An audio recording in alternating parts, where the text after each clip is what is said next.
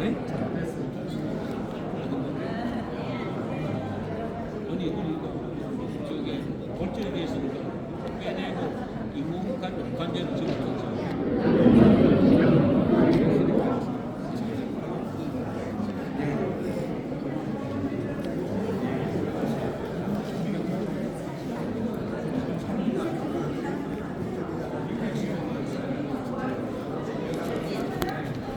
순간의 실수가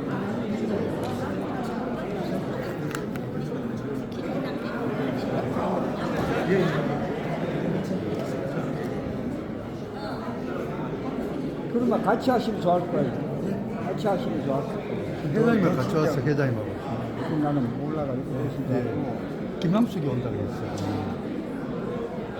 그러니까 그냥 인부 같이 다 온 줄 알고.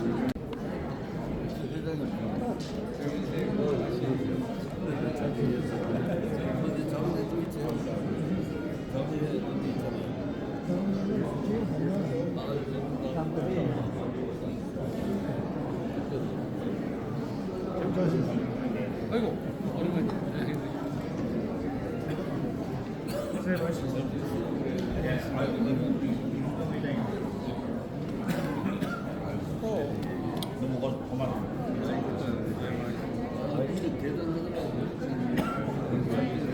그래 눈이 와가지고 한 400명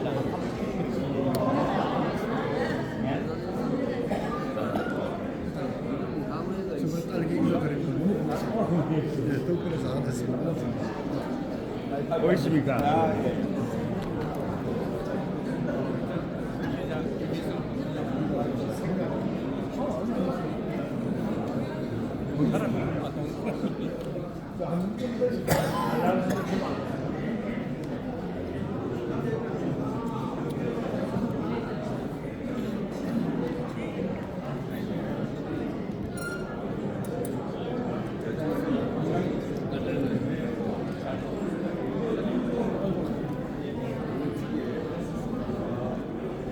추워요.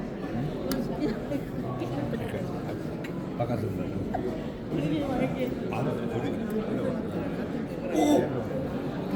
잘 지냈습니까? 좋았다. 그래 그때 좋았어.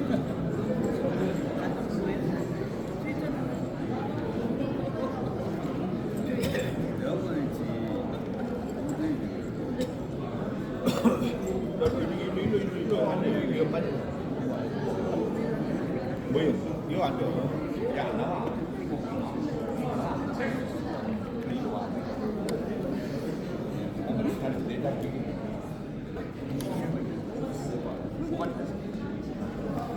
일로 와. 상임 부회장은 일로 안 돼.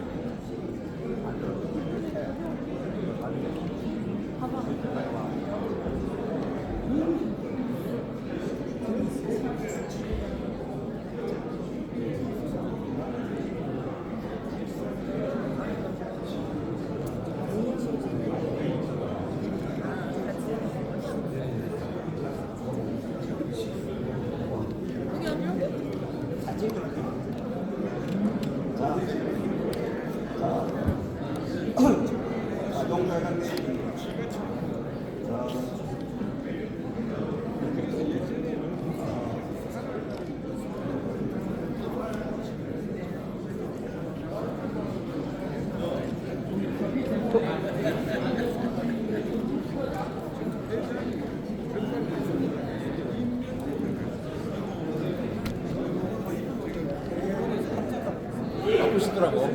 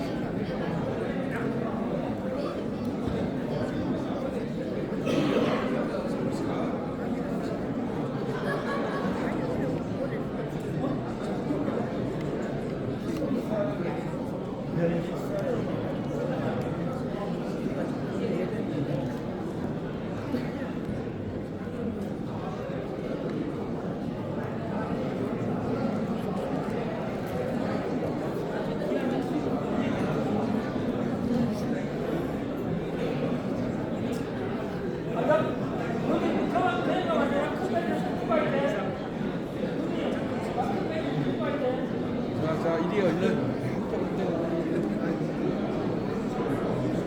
육군 대장이시.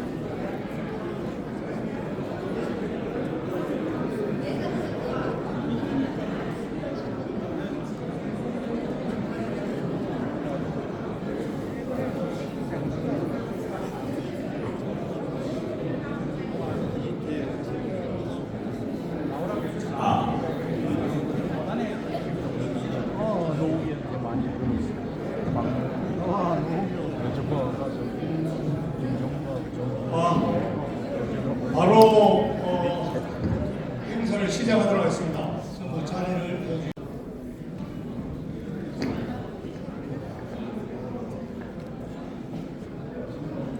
지금 들어오신 분들 자리를 착석 부탁드리겠습니다.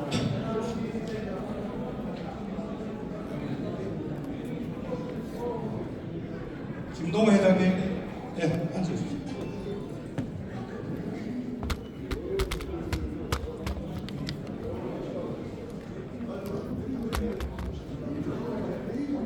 서문 총장 자리해 주세요.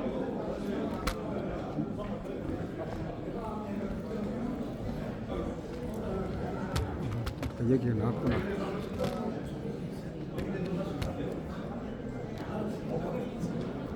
안녕하십니까. 오늘 사회를 맡은 사무총장 이인동입니다. 인사드리겠습니다.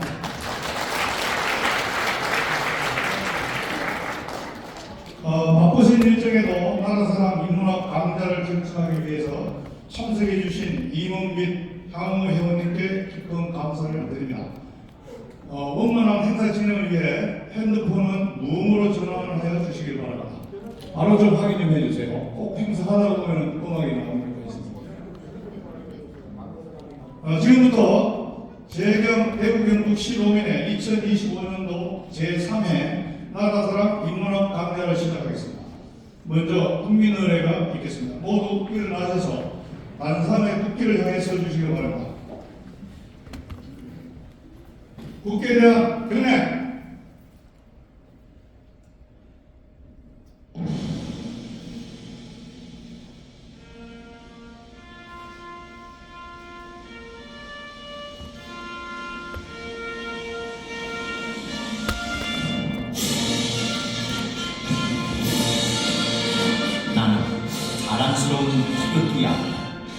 자유롭고 정의로운 대한민국의 무한 영광을 위하여 충성을 다할 것을 굳게 간직합니다.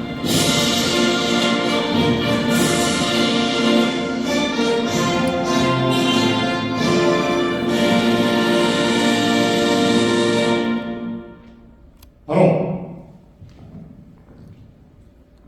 다음은 애국가 제창이 있겠습니다. 애국가는 녹음 반주에 맞춰서 1절과 4절을 힘차게 부르겠습니다. 애국가는 김천향후의 김상훈 장모님으로부터 리드를 하도록 하겠습니다. 부탁드립니다. 거기 사시네요? 올라오세요. 네.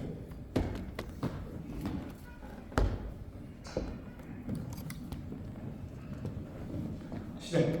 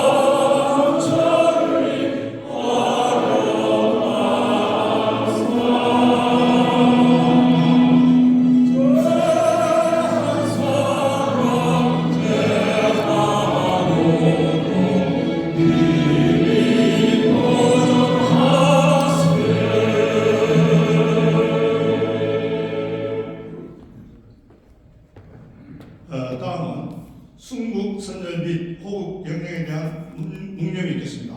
1도 묵념.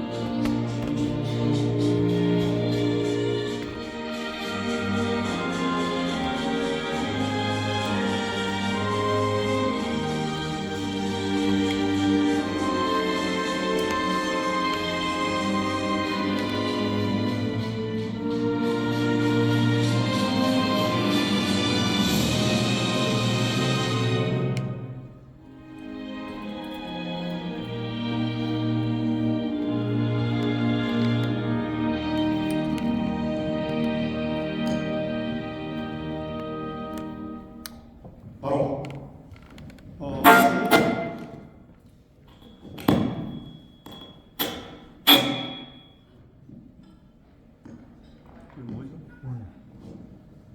모두 자리에 앉아 주시기 바랍니다.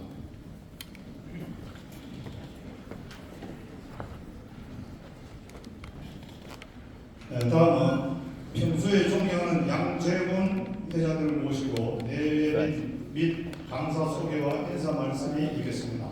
회장님을 단상으로 모시겠습니다. 여러분 힘찬 박수 부탁드리겠습니다.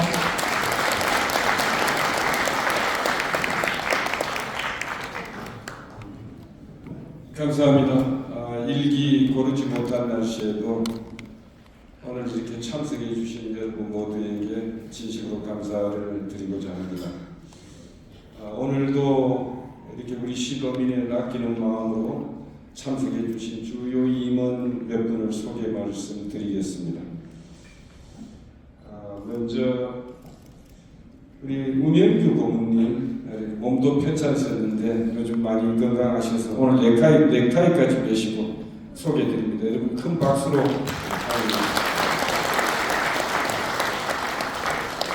참고로 우리 우명규 시장님은 경상북도 도지사도 하셨고 서울특별시장도 하신 분입니다. 그 다음에 김태형 고문님 참석하셨습니다.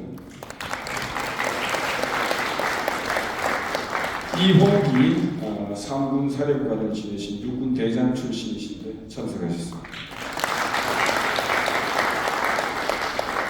이선호 검술 고문님께서 참석하셨습니다. 이 순서가 적힌 대로 하다 보니까 권은호 특임 고문님 참석하셨습니다.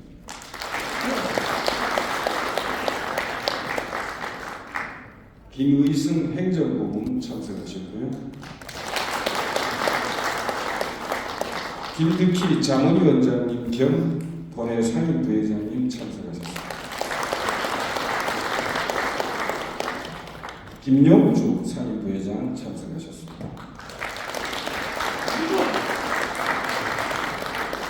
김일건 상임부회장님 참석하셨고요. 임정욱 상임부회장님 참석하셨습니다. 본회 상임부회장 겸 여성부회장인 백인수 회장 참석하셨습니다. 이구모 상임부회장님 참석하셨습니다.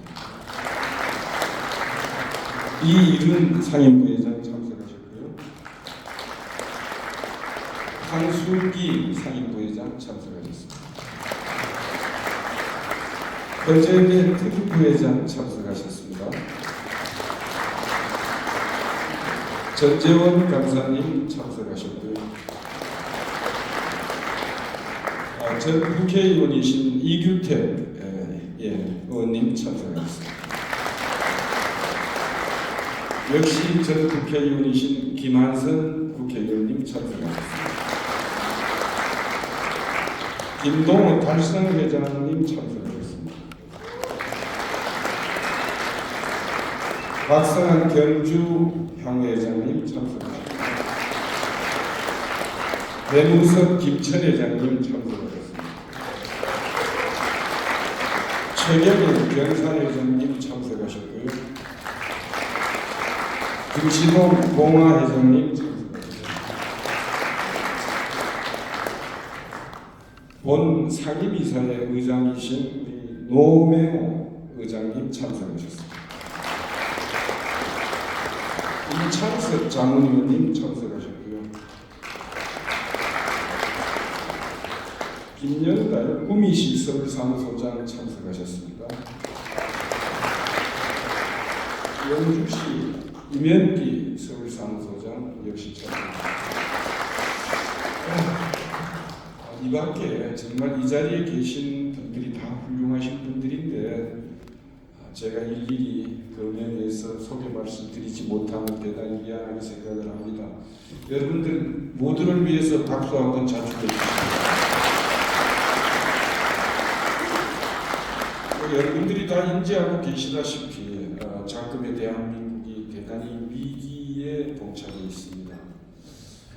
사실 어떻게 단적으로 얘기가 하기가 어려울 만큼 지금 한치 앞을 보기가 어렵다. 저는 그런 생각을 가지고 오늘도 헌재 앞에 있다가 이쪽으로 오고 있는데 사실 되게 피곤합니다. 저도 어른들 앞에 죄송하지만 저도 나이 70을 넘고 하다 보니까 몸에 좀 무리가 가는 것 같고 되게 피곤해요. 그래서 여러분들께서 좀 양해해 주시고 우리는 사실 TK입니다. TK. 약자로 TK인데 우리가 사실 이 나라의 근간을 지켜왔던 세력들이고 앞으로도 이 나라를 정말 바른 길로 갈 수 있도록 계도를 해야 될 그런 입장이다 이렇게 생각을 합니다. 물론 사람마다 약간의 취향이나 뭐 정치적 성향이나 이런 건 다를 수 있습니다. 그러나 지금 같은 경우에는 수수방관해서는 안 된다. 저는 그런 말씀을 드리고, 누군들 이 풍찬 모습에 사실 이 찬바람 부는데 가서 뭐 1, 20분도 한두 시간도 아니고 그 장시간 하기가 그렇게 쉽진 않습니다. 그래서 여러분들이 함께 모두 참여를 해 주셔야지, 뭐 지금 애국하는 분들이라고 해서 나라가 정상화되고 잘 된다고 그분들이 무슨 상을 받을 것도 아니지 않습니까, 여러분? 안 그렇습니까? 제가 몇 개월째 사실 이렇게 거의 뭐 매일은 아니더라도 일주일에 몇 번씩 이 집회 현장에 나가 보면은 제가 나오시는 분들 얼굴 일일이 다 기억합니다. 사실 제 입장이라는 것이 있고, 그런데 정말 안 나오시는 분들은 어떨 때 좀 서운하고, 저분한테 과연 국가관이 있는가, 저런 분이 과연 애국관이 있는가, 저는 그런 생각을 합니다. 그리고 돈도 좀 있고 이런 분들은 나오셔가지고 고생한다 하고 밥이라도 한 끼 사시고 이리 해줘야지, 누가 맨날 밥 사는 종족은 따로 있는 거 아니지 않습니까? 여러분 그렇죠? 그러니까 집회 끝나고 각자 뭐 안녕히 가세요 이렇게 하면 또 그거 안 되지 않습니까? 그래서 정말 장난체들 하지 마시고, 나라 잘못되면 여러분들이 다 후회합니다.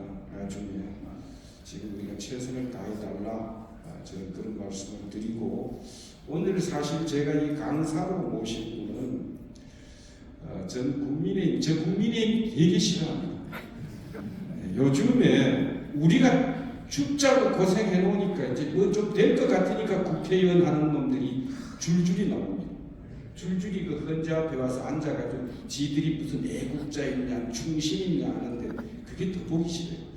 사실 윤상현, 김민전, 그리고 조금 더 얘기하자면 예를 들어서 뭐 나경원, 또 임종득, 강선영 이 정도까지는 좋게 봐줄 수 있습니다. 나머지 지금 쌍권인가 하는 애들 있죠. 그 웃기는 짜장들입니다. 지금 오늘 아침에 우리 역시의 특보인 뭡니까 조재목 그 특보 그 여론조사기관 하는 그 올라온 거 보니까 국민의힘 지지율이 빠지고 있더라고. 그게 뭘로 빠진지 아세요?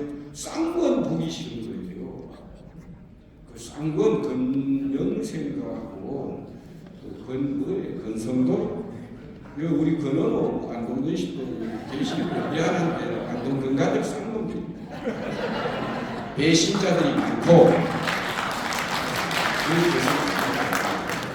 사나이는 사람은 의리가 있어야 됩니다.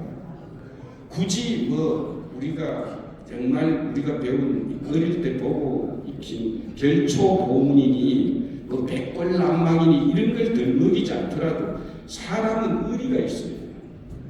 그 의리 없는 놈들, 그런 놈들이 국회의원을 하고 있으니 이 나라가 제대로 갈 리가 있겠습니까, 여러분? 안 그렇습니까? 앞으로 우리 대한민국이 살기 위해서는 사실 내가 지난달에 저 했던 김용삼, 그리고 뭡니까, 저 오늘 강사로 나온 박지원. 그 박지원은 내가 아주 그리고 여기 정말 숱한 젊은 애국자들 많습니다. 그런 사람들이 국회에 들어가서 앞으로 우리 대한민국의 자유민주주의 체제를 이끌어가야 될 젊은 유망주가 아닌가 이렇게 생각을 하고, 제가 오늘 이 백지원 그 정말 강사를 초대했는데 여러분들 들어보시면은 참 후회 없는 시간이 될 것이다, 이런 말씀을 드리겠습니다. 자, 우리 백지원 강사 위로 올라오세요. 감사합니다. 나라 사람과 우리 시경의 발전을 위해서 늘 애쓰시는 양정호 회장님께 다시 한번 큰 박수 부탁드리겠습니다. 자, 사진은 한 번 찍고 시작하겠습니다.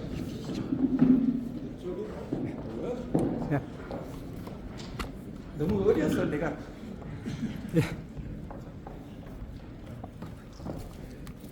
오늘 제가 가지고 온 주제는 우파 르네상스, 국민 계몽과 가치 확장입니다.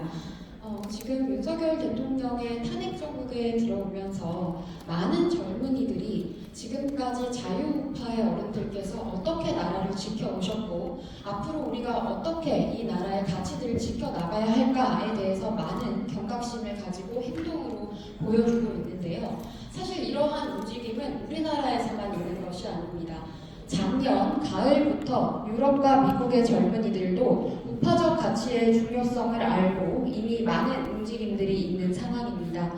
저는 앞으로는 우파가 주류가 되리라고 생각합니다. 과거의 586 세대, 특히 지금 70년대생들을 중심으로 586 세대나 X세대 같은 경우에는 좌익이 주류였다면 앞으로 90년대생들 그리고 00년대생들은 우파가 주류가 될 것이다 라고 생각을 하는데요. 그 이유는 좌파적 이념은 기본적으로 거짓과 허상을 가지고 국민들을 미혹하고 우파적 가치는 진실과 상식을 가지고 나라를 바른 방향으로 만들자라는 방향성에 있어서 변화를 이야기하고 있기 때문입니다. 근데 이런 여러 가지 가치들이 실현되기 위해서는 그동안의 기성정치에서의 문제점들도 많이 해결이 되어야 될 것 같습니다. 그래서 제가 아직 청년 정치인이지만 그래도 제가 지금까지 보고 겪었던 것들 그리고 저의 또래들이 함께 생각하고 있는 것들을 오늘 귀한 걸음 내주신 모든 분들께 한번 말씀드려보도록 하겠습니다.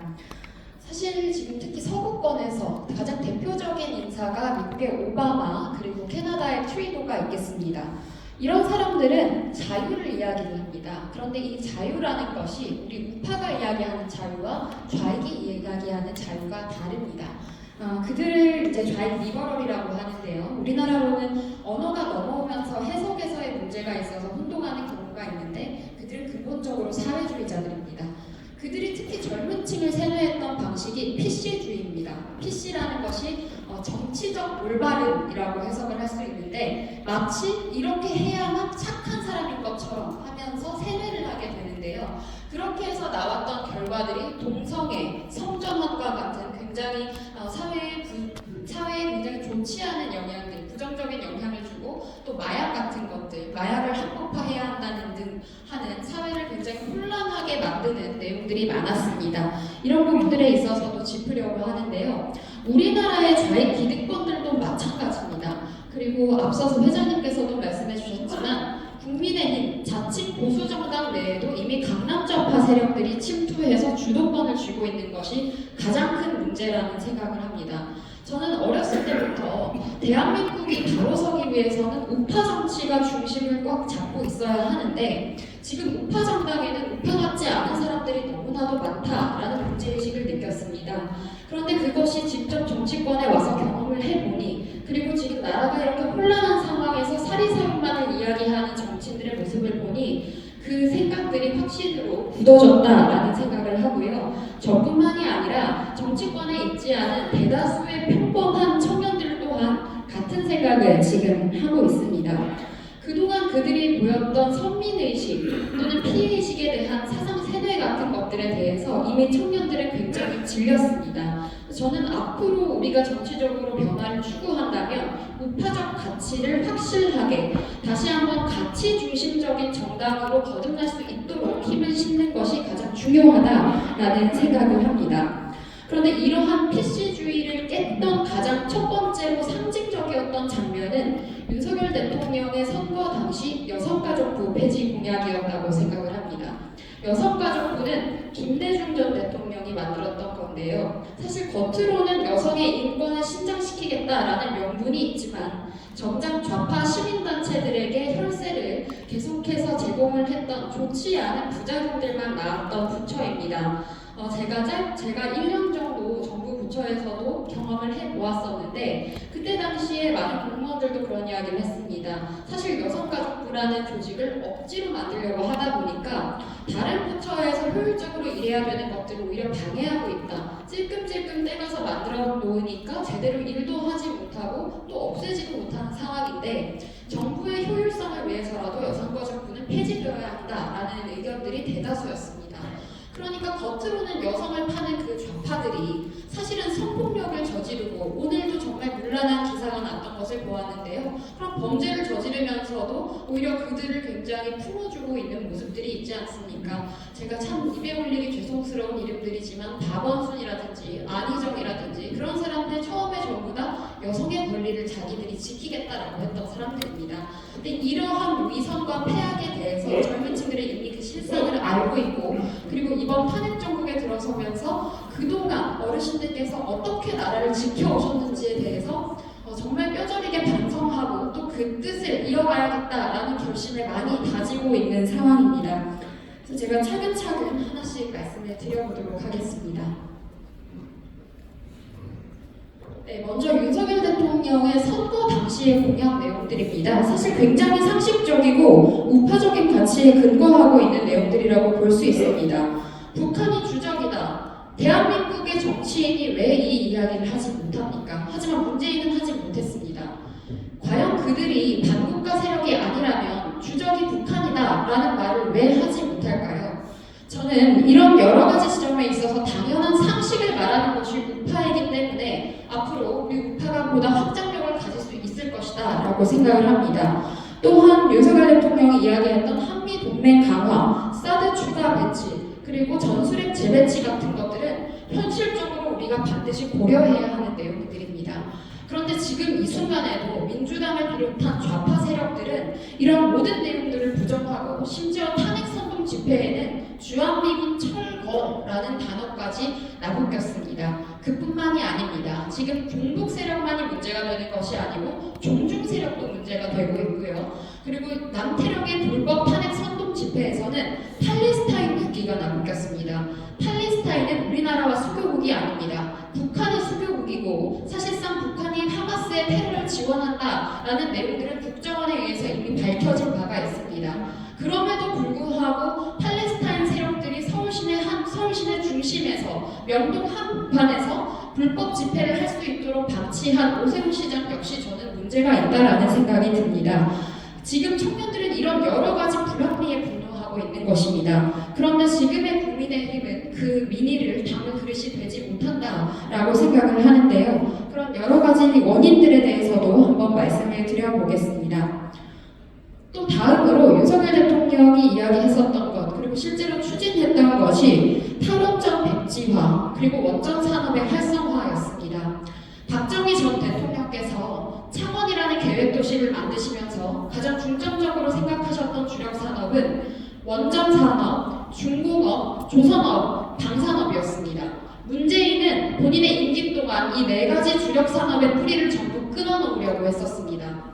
제가 창원이 고향인데요. 그때 당시에 원자력 관련해서 가장 컸던 공장에서 평소에는 굉장히 많은 아버지들이 거기서 일을 했던 장면들이 기억이 났었는데 문재인의 임기 당시에 방학 때 내려가 보니까 아무도 계시지를 않더라고요. 완전히 초토화를 내놨었습니다. 그런데 이렇게 특정 산업을 표적시켜서 본인들이 완전히 무력화시키고 황폐화시키는 것이 문제이기도 하지만 또 하나 문제가 되는 것은 지금 방산업과 원자력 산업, 조선업, 중공업은 또한 국가 안보와도 직결되는 아주 중요한 산업이기 때문입니다.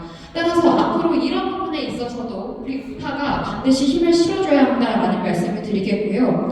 또 한 가지 말씀드리고 싶은 것은 우한 폐렴 독재였습니다.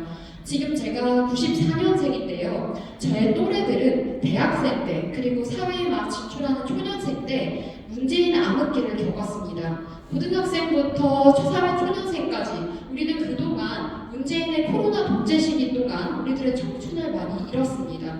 그뿐만이 아닙니다. 그때 당시에 온갖 비정규직을 정규직화하겠다는 명목으로 말도 안 되는 졸속적인 공무원 자리를 무제한으로 늘려서 정작 이제 대학에서 졸업을 해서 사회로 나가야 될 학생들이 취업을 하려고 하니까 일자리가 없는 상황이 생겼는데요. 지금 그런 부분들에 대해서도 한마디도 하지 않고 책임지고 있지 않습니다. 가장 단적인 사례가 인국공 불법 사례였는데요. 그런 지점들이 있어서 청년들이 많이 분노를 하고 있고 또한 우한 폐렴 때 어땠습니까? 분명히 우한에서 발생한 폐렴임에도 불구하고 우한이라고 이야기하면 차별하는 거니까 하지 마라. 그게 바로 좌파들이 하는 사상세뇌 방식입니다. 우한에서 발생한 바이러스를 왜 우한 바이러스라고 할 그때 당시에 과학적 방역이라는 이야기로 얼마나 많은 비상식을 자행했었는지 다시 한번 말씀을 드리겠습니다. 그때 당시에 운동을 하는 헬스클럽의 음악 박자까지 통제했습니다. 한 테이블에 앉는 인원 수까지 통제했습니다. 하지만 그런다고 해서 확산을 막을 수는 없었고요. 그러니까 이런 비상식들이 우리나라를 그동안 많이 황폐화시켰다라는 것들을 말씀을 드리고, 그런 과정에서 국민들이 변화를 요구하면서 윤석열 정부가 시작이 되었다라는 흐름을 한번 짚어드리도록 하겠습니다. 저는 그동안 기존의 정치인들이 특히 586이 주류가 되면서 당을 막론하고 정치 개념을 굉장히 훼손한 세력이 있다고 생각을 합니다. 자칭 개혁 보수, 따뜻한 보수, 중도 보수라고 했던 사람들이 가장 문제적이었다는 생각을 하는데요. 간결하게 우리는 이야기할 수 있어야 됩니다. 우파면 우파다 당당하게 이야기하면 됩니다. 좌파를 향해서는 좌파라고 이야기하면 됩니다. 그게 가장 명확한 정체성입니다. 그런데 보수와 진보라는 프레임을 가지고 보수가 굉장히 구태하고 낡고 별로 중요하지 않은 가치인 것처럼 이야기를 하고, 좌파 이념들에 대해서 진보라는 프레임을 씌워서 이것이 마치 훨씬 우월하고 젊고 활력 있는 것처럼 포장을 해왔습니다. 이런 선동을 시작했던 사람이 노무현 전 대통령 그리고 유시민입니다. 이 사람들이 이런 식으로 계속해서 주입을 했었는데요. 이제는 그 프레임, 젊은이들부터 해서 우리 당당하게 다 깨야 된다고 생각을 합니다. 정치적 언어는 명확하게 쓸수록 좋습니다. 우파면 우파다, 좌파면 좌파다 이야기를 해야 됩니다. 그런데 우리 애국 우파들은 누가 우리에게 우파라고 한다고 해서 화를 내지를 않거든요. 극우라고 해도 화를 내지 않는데 좌파들은 좌파라고 하면 화를 냅니다. 그러니까 그들도 그것이 뭔가 잘못됐다는 것을 양심적으로나마 알고 있지 않나라는 생각이 드는데요. 그래서 지금 청년들은 나는 우파다, 그리고 심지어 좌익 기득권들이 극우라는 프레임을 씌워도 그래 극우라고 부르든 말든 애국하는 일이 극우면 그냥 극우 하겠다라고 훨씬 더 당당하게 대처하고 있습니다. 저는 그래서 앞으로 우리가 정치 세력을, 우리 자유우파가 정치 세력을 확장해 나감에 있어서는 그동안 좌익 기득권들이 강요했던 이러한 틀을 깨는 것이 첫걸음이라고 생각을 하고요. 이런 표현을 명확하게 사용해야 된다고 생각합니다. 사실 지금 청년들의 기준에서 좌파들이 이야기하는 것에서 상식이 없습니다. 지금 윤석열 대통령의 1차 탄핵 소추안에 한미일 외교 협력이 탄핵의 사유이고 북중러와 잘 지내야 된다. 북한은 우리의 적국입니다. 어떻게 그런 이야기들을 대통령의 탄핵 사유라고 포함시킬 수가 있겠습니까? 그리고 지금 29번의 탄핵을 자행해 오면서 지금 한 번도 인용된 게 없습니다. 그리고 그동안 들었던 비용들은 전부 국민 혈세로 나왔습니다. 그리고 그 대리인단의 변호인단은 전부 문재인 정부 출신, 이재명 특보 출신, 이런 사람들이 전부 다 국민 혈세를 수탈해갔다라는 내용들이 전부 드러났기 때문에 지금 청년들이 더욱더 분노하고 있다라고 말씀을 드리겠고요. 앞으로 우파와 좌파의 대결은 상식과 비상식의 대결이 될 것이고 양심과 비양심의 대결이 될 것이다 라는 말씀을 드리겠습니다.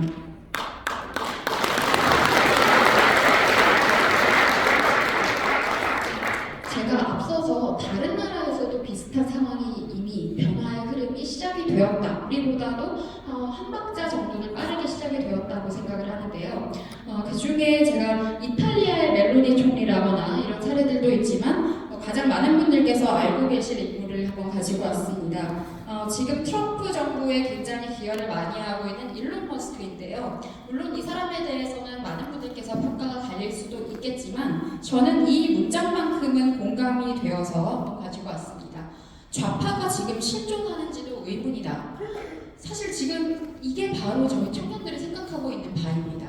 계속해서 무슨 좌파 집회에 10만 명이 왔니 했는데 알고 보니까 오지도 않았었고, 근데 지금 탄핵 반대 집회에 있는 우리 국민들의 사진을 촬영해서 탄핵 찬성인 것처럼 비춰하고 12월부터 지금까지 그랬습니다. 그게 좌파 언론만 그런 게 아니라 공영방송이라고 하는 KBS에서도 그렇게 했었고요. YTN 기자는 대놓고 그런 행동을 해서 항의를 받아도 뻔뻔하게 아무 말 안 하고 그냥 가버렸습니다. 그런데 지금 이런 미디어, 그동안의 기존 미디어들이 우리에게 강요해왔던 틀어내도 저는 갇힐 필요가 없다고 생각을 합니다. 이런 지점에 있어서 뉴미디어가 굉장히 중요해지는데 지금의 특히 20대들은 더더욱 이런 부분에 있어서 기민한 이유가 이미 태어날 때 유튜브도 있고 인터넷이 있었기 때문에 모 기자가 뭐라고 이야기를 하든 스스로 그 정보를 체크하는 습관이 있습니다. 그리고 굉장히 빠르게 하기 때문에 저는 그래서 이번 탄핵 정국에서 국민들이 소통당하지 않았던 원인이 뉴미디어 영향력이 굉장히 크다라는 생각을 하는데요. 그러니까 계속해서 좌파 세력이 많다, 국민이 지지한다라고 이야기를 하지만 그 실체를 뜯어보면 민노총에 소속된 사람들 또는 사회주의 전진이라거나 이런 이상한 단체들에 소속된 사람들에게 모두 집합을 시켜놓고 그게 국민의 민심인 것처럼 그동안 그들이 어떻게 조작해 왔는지 전부 드러난 것입니다. 그런데 이건 단순히 우리나라만의 일이 아닙니다. 미국에서 CNN이 우리나라의 MBC와 같은 짓을 하고 있고요. 사실상 지금 기성 언론들은 좌익 기득권들에게 무역하고 있는 점이 굉장히 많기 때문에 앞으로 저는 뉴미디어의 확장력도 우리 자유우파의 확장력과 아주 중요한 관계가 있으리라는 생각을 합니다.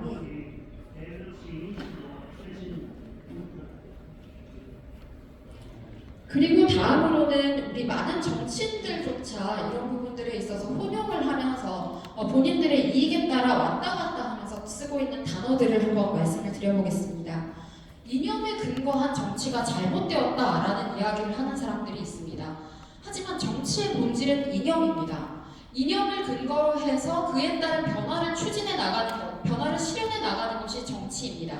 그런데 이념에 치중하면 안 된다라고 이야기하는 사람들은 대체로 소위 회색분자라고 하는데 저는 그들을 기회주의자라고 말씀을 드리겠습니다. 이러저러하게 본인이 유리한 거에 따라서 입장을 바꾸겠다라고 하기 위해서 이념이 중요하지 않다라는 프레임을 국민들에게 강요하는 건데요. 또한 그들이 자주 쓰는 말이 양극단의 정치는 잘못됐다. 그리고 중도에 대해서 확장력을 가져야 된다. 이런 이야기들을 합니다. 하지만 제가 말씀드리고 싶은 것이 양극단의 정치라는 단어는 성립이 될 수가 없습니다. 원래 정치에는 이념을 바탕으로 방향성을 가지고 본인의 신념을 바탕으로 변화를 추구해 나가야 하기 때문에 본인이 보수 정치인이고 우파 정치인이라면 그 방향성에 맞는 주장을 해야 하는 것이고 좌파는 언제나 좌파적인 주장을 하고 있는 것입니다.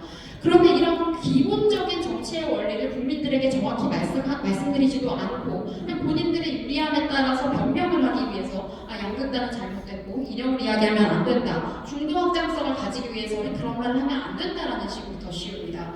하지만 중도는 정치인에게 중도는 있을 수가 없습니다. 정치인이 중도라고 주장하는 것은 그는 하고 싶은 것이 없다는 뜻과도 같고 본인에게 유리하게 상황에 따라서 이리저리 왔다 갔다 하겠다는 선언과도 같습니다.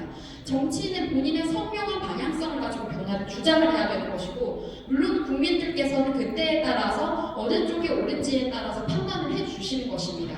따라서 내가 중도 정치인이다 라고 하는 사람들에게는 절대 지지를 표해주면 안 된다 라고 말씀을 드리고 싶습니다. 그리고 진영 논리라는 말도 정말 많습니다. 그 사람들이. 근데 이 진영 논리도 똑같습니다. 이념을 퇴색시키기 위한 겁니다. 이념적 정체성을 퇴색시켜야 사실은 강남 좌파인 그들이 보수 정당에서 기득권으로 자리 잡을 수 있기 때문에 이런 단어들을 굉장히 많이 쓰는데요. 진영 논리가 아니라 가치 대결이다. 정치는 가치 대결인 것이고 앞으로는 우파가 훨씬 가치 대결에서 우위를 점할 수 있을 것이다 라고 한번 말씀드리겠습니다.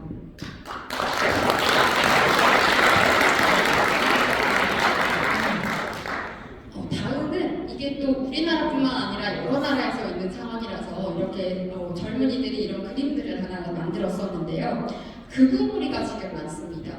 12월부터 지금까지 청년들이 탄핵 반대를 위해서 한남동에서 그리고 지금 헌재 앞에서 계속해서 광화문과 여의도에서 목소리를 내고 있고 전국 각지에서 목소리 내는 이런 상황을 부정하기 위해서 정치 기득권들이 가장 많이 하는 이야기가 극우 프레임입니다. 이것은 단순히 좌파들만 우리에게 공격하는 것이 아니라 내부에서 제가 말씀드렸던 기회주의자들이 본인의 기득권을 유지하기 위해서 우파적인 명확성을 가진 사람에게 극우라는 프레임이 씌웁니다. 그런데 사실상 그들이 정의하는 극우는 극우가 아닙니다. 국민의 절반 이상, 탄핵에 반대하는 국민의 절반 이상이 그들의 눈에 극우라면 그들이 극좌인 것이고 그들의 시각 자체가 틀린 것입니다. 또한 이러한 현상들은 단순히 한국뿐만 아니라 우리 육방국들에서도 다 같이 발생하고 있는 것이기 때문에 앞으로 누가 극우무리를 한다고 하더라도 절대 위축되지 말고 그럴수록 더욱 당당하게 우리의 가치를 이야기해야 한다라고 말씀드리겠습니다.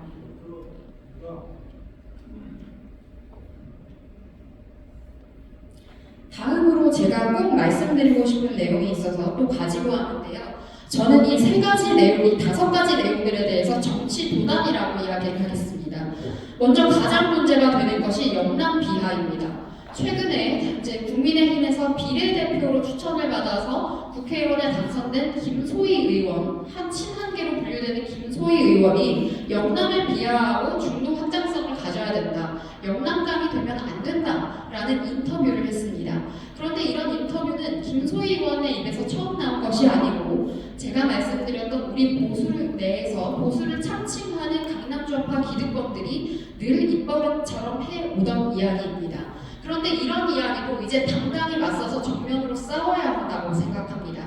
영남이 보수의 가치를 중요하게 생각하는 것은 산업의 가치를 아는 것이고 국가 안보가 중요하다는 것을 아는 것이고 자유민주주의와 자유시장경제의 가치를 알기 때문입니다. 지금 대구, 경북, 그리고 부산, 울산, 경남 모두 저는 앞으로 대한민국의 우파적 가치 그리고 자유민주주의와 자유시장경제를 지킬 최후의 보루이자 우리 정치의 심장이 되어야 한다고 생각을 합니다.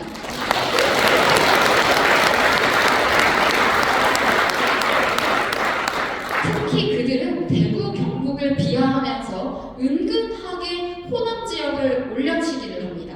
그런데 저는 역으로 생각해야 된다고 생각합니다. 호남에서 이미 젊은 층은 40%까지 윤석열 대통령을 지지하고 있는데요. 그것이 왜 그러냐면요. 더 이상 그들은 김대중이라는 정치인에 매몰되어 있지 않기 때문입니다. 그들이 중요하게 생각하는 것은 자유민주주의이고 국가 안보이고 자유시장경제의 가치이고 산업의 가치이고 교육의 가치이기 때문에 그렇습니다. 그동안 좌익기득권들이 세뇌해 왔던 것을 지금 국민들이 스스로 깨나가고 있다. 그렇기 때문에 이 변화는 필연적이다라고 말씀드리겠습니다. 따라서 앞으로 호남이든 중도든 그리고 심지어 좌파인 국민들에게도 우리의 가치를 설득하기 위해서는 이런 식으로 영남을 비하하고 어르신들을 비하하는 방식으로는 절대 확장성을 가질 수 없습니다. 제가 제안하고 싶은 것은 우리의 가치가 얼마나 좋은지를 직접 보고 판단하도록 하는 것입니다. 호남에 특혜를 주면서 보수정당을 찍어달라고 하면 안 됩니다. 우리 정당을 찍으면 우리와 같이 자유시장 경제를 활성화할 수 있고 자유민주주의 가치를 실현을 해서 그 도시도 산업도시가 될 수 있고 보다 부유해질 수 있으며 개인을 번영할 수 있다라는 우리 우파의 기본적인 가치가 얼마나 매력적인 것인지를 설득을 해야 그 변화도 확장성도 우리가 얻을 수 있는 것입니다.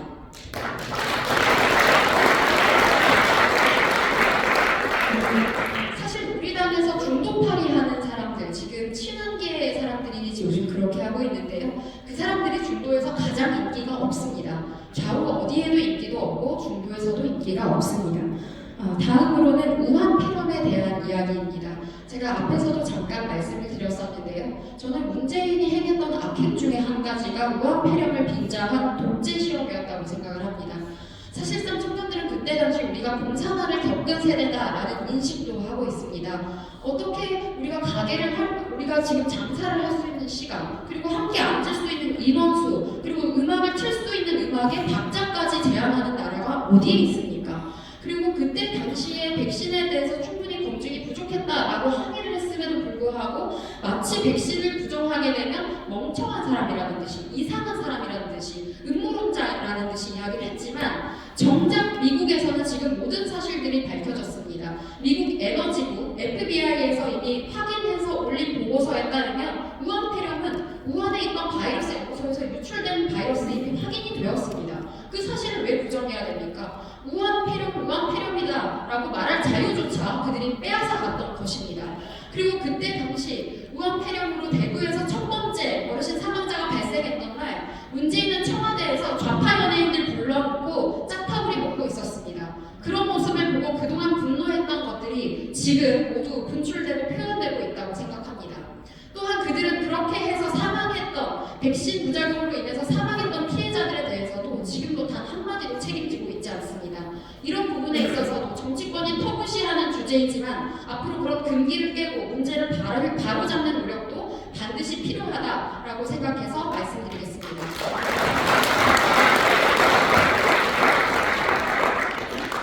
다음은 부정선거 어젠다입니다. 지금 우리나라뿐만이 아닙니다. 캐나다에서도, 호주에서도, 유럽의 조지아에서도 중공이 개입한 부정선거도 있고 러시아가 개입했던 부정선거도 있고 이미 그런 문제들은 여기저기서 발생을 하고 있습니다. 그리고 미국 같은 경우에도 마찬가지입니다. 300살짜리 유권자가 어디에 있겠습니까? 실제로 신원이 확인도 되지 않은 그런 부정들이 발생을 했었던 것인데 이게 조직적 부정선거인지 아닌지 우리가 확인을 해보자고 주장하는 것이 왜 음모론이고 잘못되었습니까? 의심이 가는 부분이 있다면 확인을 해보는 것이 상식적으로 맞지 않겠습니까? 그런 주장을 하는 사람들이 정신나는 사람이고 그런 의혹들을 부정하는 세력의 정신이 이상한 사람들이다라는 생각을 합니다.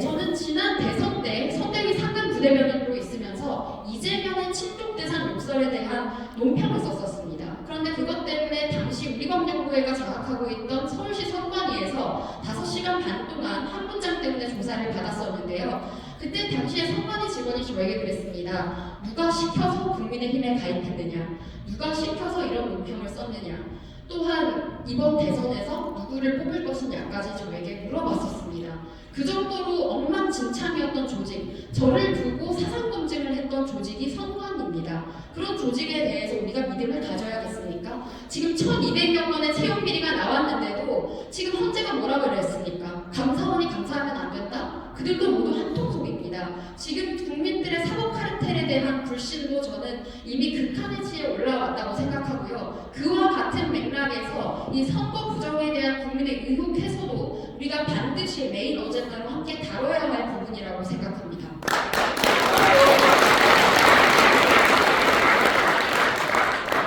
저는 그때 당시 당으로부터 어떠한 지원도 받지 못했었습니다. 그때 그랬던 이유는 그때 당시에 이준석 당대표가 부정선거라는 어젠다를 부정하고 있었기 때문인데요.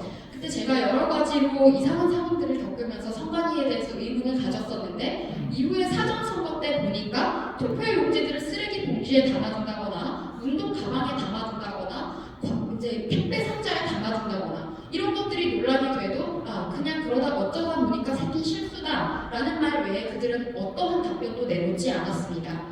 지금 그들이 감사도 거부하고 지금 자료 조사도 거부한다면 앞으로 어떻게 우리가 그 조직들을 쇄신을 할 수가 있겠습니까? 그리고 전 세계 어느 나라도 선거를 관리하는 기구에게 헌법기관의 지위를 부여하지는 않습니다.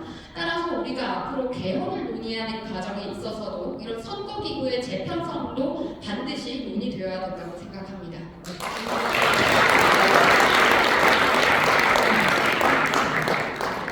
다음으로는 많은 정치인들이 행하고 있는 용어 사기에 대한 이야기입니다. 이것은 영어를 그대로 번역을 하다 보니 온 여러 가지 오해가 있기도 한데요. 먼저 보수라는 단어입니다. conservative라는 단어를 우리가 해석을 하면서 보수주의, 보수라고 하다 보니까 계속해서 그 단어를 활용하게 되는데 그래서 지금 김상훈 같은 사람도 내가 보수다라는 단어들을 쓰고 있는 겁니다. 그들은 사실 우파가 아니라 좌파임에도 불구하고 보수라는 태그는 훨씬 더 붙이기가 쉬우니까 내가 보수다라는 거짓말을 당당하게 치고 있는 건데요. 앞으로 우리는 우파냐 좌파냐에 대해서 선명성 있게 주장할 수 있도록 해야 됩니다. 그렇게 해야 그런 기회주의자들이 거짓말을 하지 못할 것이다 라는 생각을 합니다. 또한 다음은 자유입니다.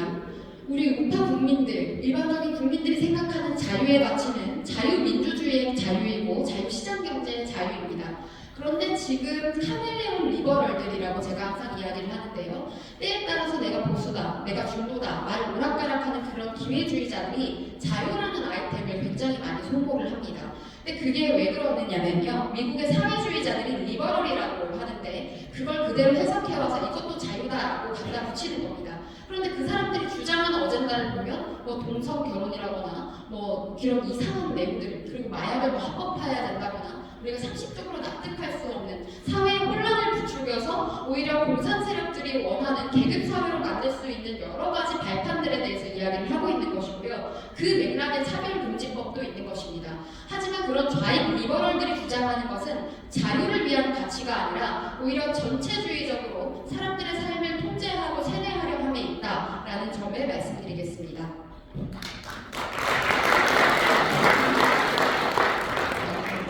마지막으로는 페미니즘입니다. 이것도 여성주의, 페미니즘 이러면서 여러 용어들을 혼용해서 사용을 하는데 지금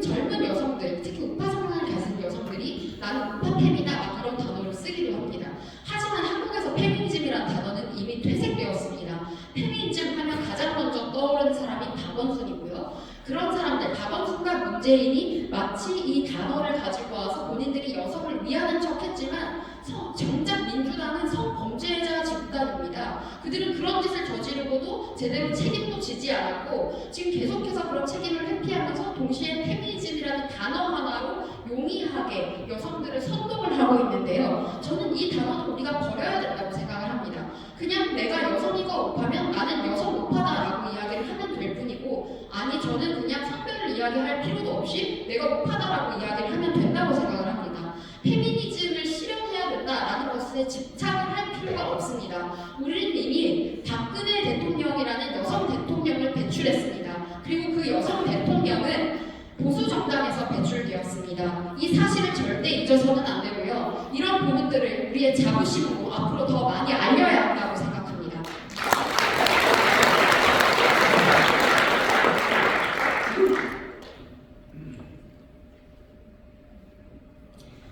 다음으로 제가 우리 한국 정치가 나아지기 위해서 이 세 가지 앞덩어리를 반드시 청산해야 한다라고 생각이 되어서 가지고 왔습니다. 첫 번째가 카멜레온 리버럴 세력, 두 번째가 보수 참식 강남 좌파 세력, 세 번째가 종북 종중 매국 세력입니다. 사실 세 번째 종북 종중 매국 세력은 모든 분들께서 익히 알고 계실 것이기에 앞에 두 부분들에 대해서 먼저 구체적으로 설명을 드리려고 하는데요. 카멜레온 리버럴은 제가 앞서 말씀드렸던 것과 같은 맥락에 있습니다. 이들이 지금 저 그림이 굉장히 표현을 잘 해놓은 사진인데 마치 좋은 세상이 올 것처럼 굉장히 현혹적인 미사여구를 이용을 하고 그들에게 이게 더 선민의식을 부여를 하고 피해의식으로 세뇌하면서 사회주의 어젠다를 주입을 합니다. 그게 바로 PC주의인데요. 그러니까 다른 사람들의 시선을 의식해서 제대로 된 주장을 하지 못하게 하는 겁니다. 그런데 이게 보통 좌클릭에 많이 악용이 됩니다. 지금 개혁신당도 뭐 본인들이 무순히 많이 이야기를 하고 있는데 그들이 이야기했던 것이 동성결혼 합법화 같은 어젠다가 있었습니다. 그리고 성중립 화장실 같은 이미 캐나다와 미국에서 좌파 사회주의자들이 했다가 이제는 전부 다 청산당하고 있는 어젠다를 최근까지도 이야기를 했었는데요. 그런 세력들이 주장하는 것은 보수의 가치가 아니라 사회주의적 가치다라는 말씀을 드리겠습니다. 그리고 환경파리와 약자파리는 이미 우리 내부에도 굉장히 많이 침투했습니다. 지금 특히 비례대표 앞서 말씀드렸던 김소희 의원과 같은 환경파리 사례, 김소희 의원 같은 경우에는 탈원전을 주장했던 인물입니다. 지금 문재인 정부와 똑같은 맥에 있는 이야기를 하고 태양광을 더 많이 활성화시켜야 된다는 말도 안 되는 주장을 하는 사람이 우리 정당의 비례대표로 추천을 받았습니다. 그러면서도 영남을 비하하고 있고 본인이 하는 좌클릭이 중도 확장성이라는 괴련을 늘어놓고 있습니다. 이런 사람들은 전부 본질적으로 사회주의자들입니다. 또한 다른 약자파리에 대해서 말씀을 드릴 수 있는 가장 단적인 사례는 김혜지 의원이라고 생각을 합니다. 김혜지 의원 같은 경우에는 본인이 장애인이라는 이유로 굉장히 약자라는 이유로 여러 특권을 누려왔습니다. 이미 한 번 비례대표로 추천을 받았지만 한 번 더 추천을 받으면서도 계속해서 본인은 약자라는 식으로 장사를 해왔었습니다. 그런 식으로 홍보를 해왔었는데요. 이것 또한 틀렸습니다. 장애인을 위한 정책은 반드시 장애인이 잘 만드는 것이 아닙니다. 정책에 대해서 오랫동안 고민하고 행정에 대한 전문가들이어야 제대로 된 행정을 할 수 있는 것이고 제대로 된 정책을 만들 수 있는 것입니다. 그런데 단지 내가 장애인이라는 이유 하나만으로 국회의원이 되어야 한다? 그런 논리는 더 이상 앞으로 청년들에게는 통하지 않을 것이다 라는 말씀을 드리겠습니다.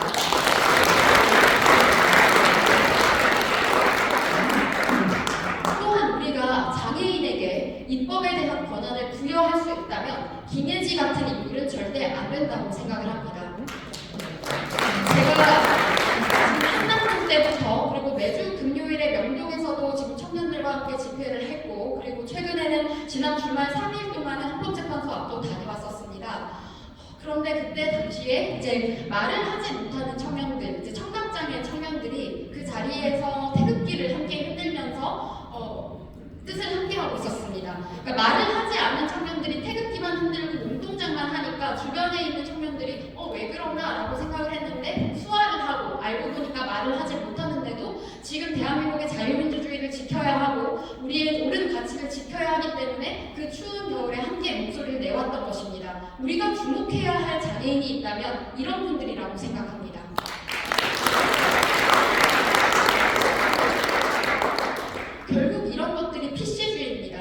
좌파적인 선택을 하는 것이 훨씬 더 우월한 것처럼 강요를 하고, 그리고 너는 약자니까 안 돼. 근데 그렇게 했던 것들을 해소하려면 좌파적인 이념만이 해소할 수 있어. 라는 식으로 굉장히 세뇌를 하고 있는데, 이제 그런 틀을 우리가 모두 함께 깨나가야 된다라고 말씀을 드리겠고요. 가장 위험한 것이 이들이 추진하는 어젠다 중에는 마약에 대한 부분도 포함되어 있다는 것입니다.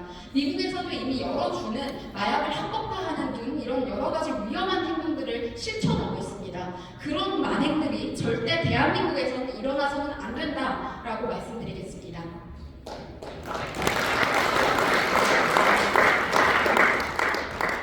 다음으로는 보수 참칭 강남 좌파 세력입니다. 앞서 말씀드렸지만 내가 우파다라는 이야기 못하는 사람들, 나는 중도 보수다라는 이야기하는 사람들, 나는 개혁 보수다라고 이야기하는 사람들, 이런 사람들을 저는 보수 참칭 강남 좌파라고 생각을 합니다.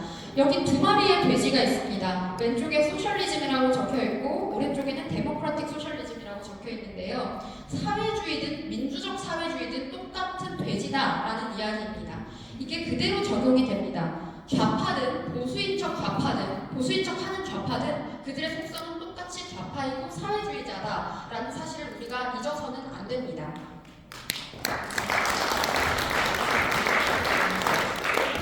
이런 사람들이 근본적으로 굉장히 좌파적인 정책을 우리의 당론으로 이야기하고, 최근에 나왔던 것이 대학원생에 대해서 장학금을 내주겠다? 장학금이 아니죠. 대학원생에 대해서 반값 등록금을 하겠다라는 이야기가 갑자기 당에서 튀어나왔습니다. 제가 정부 측에 확인해보니까 정부랑 상의도 하지 않은 내용이라고 했습니다.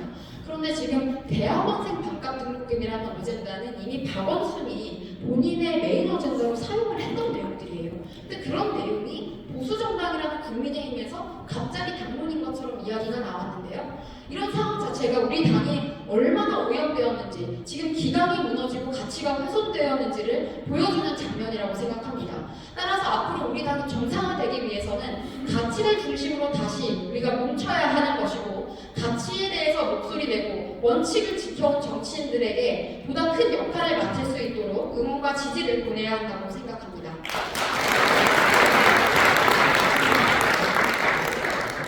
이 장면이 청년들 사이에서 굉장히 많은 반발이 되어서 제가 보여드리기에 좀 죄송스럽지만 가지고 왔었는데요. 윤석열 대통령의 비상계엄 이후에 그리고 탄핵 정국 동안에 한동훈 전 대표는 본인이 대통령이 될 것처럼 이야기하고 여러 가지 행보를 해왔었는데요. 이게 지금 대학생들을 모아놓고 했던 이야기입니다. 나는 X 됐다고 생각했다. 좀 X가 팔렸다. 이렇게 저렴한 언어들을 사용을 하고 있습니다. 이런 저렴한 언어를 이야기하면서 미국의 MBC인 CNN과 본인이 인터뷰를 했니 많이 이야기를 했었습니다.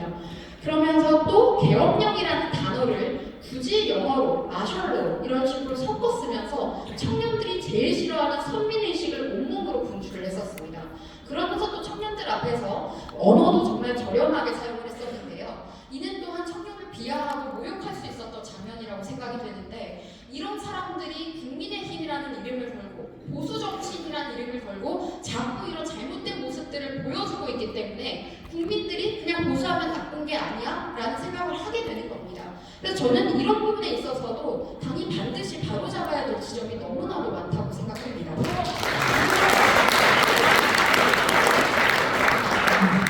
뿐만 아닙니다. 원칙에 따르면 아주 판단이 쉬워집니다. 원칙은 굉장히 심플합니다. 저는 윤석열 대통령의 개혁 이후에 그리고 탄핵소추안이 올라오는 내용들을 보고 1차 탄핵소추안이 올라오는 내용을 보고 너무 의아함을 느꼈습니다. 한미일 외교가 왜 탄핵의 사유가 되느냐, 말도 안 되는 내용이 들어갔습니다. 그게 논란이 되니까 2차 탄핵소추안을 다시 만들었는데 그 탄핵소추안을 어떻게든 통과시키려고 김어준, 홍장원 이런 사람들이 한몸이 돼서 좌파 언론과 선동을 했습니다. 말도 안 되는 가짜뉴스를 퍼뜨렸고요. 거기 동조했던 세력이 한동훈 전 대표였습니다. 그런 식으로 그들이 통과시켰던 제2차 탄핵안에도 내란죄를 명목으로 탄핵하겠다고 해놓고 또 그게 안 될 것 같으니까, 내란죄가 성립되지 않을 것 같으니까 나중에 내란죄를 빼버렸습니다. 그리고 그런 식으로 본인들 마음대로 조율할 수 있는 내용이 아닙니다. 그렇게 되면 당연히 그 안은 각하 취소가 되어야 되는 것이고, 당신들이 탄핵에 대해서 명분이 있으면 다시 재의결하도록 해라. 이게 당연한 상식이고 원칙이었던 겁니다. 그런데 이런 간단한 원칙도 제대로 이야기하지 못해서 책임 있는 자리에 있는 정치인들이 본인의 사리 사욕만을 생각하고 마치 본인이 이미 대통령이 된 것처럼 이야기하는 부분은 저도 청년 정치인으로서 보기도 너무나도 실망스러웠고 국민들을 더더욱 분노하게 했던 정말 나와서는 안 될 장면들이 많았다고 생각합니다.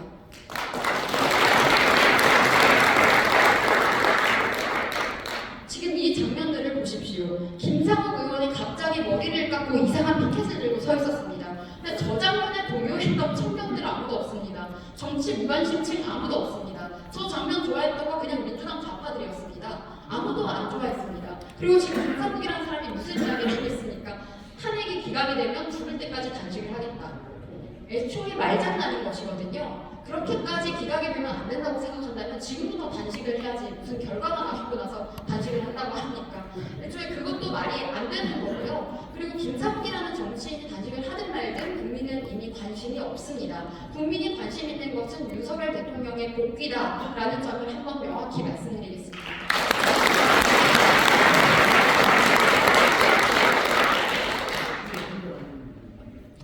오늘 경북대에서 지금 제가 대구경북 시도민회에서 제가 청년 정치인으로서 강의를 하는 동안 지금 대구경북에 있는 청년들이 또 목소리를 내고 있습니다. 오늘 경북대에서 시국선언 학생들이 한동훈 전 대표에 대한 규탄 성명을 발표했습니다. 갑자기 한동훈 전 대표가 경북대를 찾아가서 특강을 한다고 했었는데 지금 그 부분들에 대해서 보이콧을 하겠다라고 이야기를 하고 있거든요. 지금 오늘 그래서 여러 가지 메시지들이 나왔는데요. 그 청년들 우리 당 당원 아닙니다. 좌파들이 이야기하는 극도 아닙니다. 그냥 상식을 원하는 일반적인 대학생들일 뿐입니다. 이미 그 대학생들의 눈에는 저런 구역자 세력들은 반국가 세력과 다를 바가 없다라는 말씀을 드려야 될 것 같고요. 이게 단순히 제가 정치인이기 때문에 정치를 하고 있기 때문에 드리는 말씀이 아니라 정말 일반적인 민심이 이미 우파적인 변화로 이미 그 흐름이 바뀌었다라는 사실을 꼭 알려드리고 싶습니다.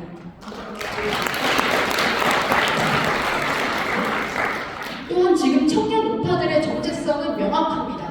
저는 오히려 과거 반공 세대 어르신들과도 굉장히 가치적으로 맞닿아 있다고 느낍니다.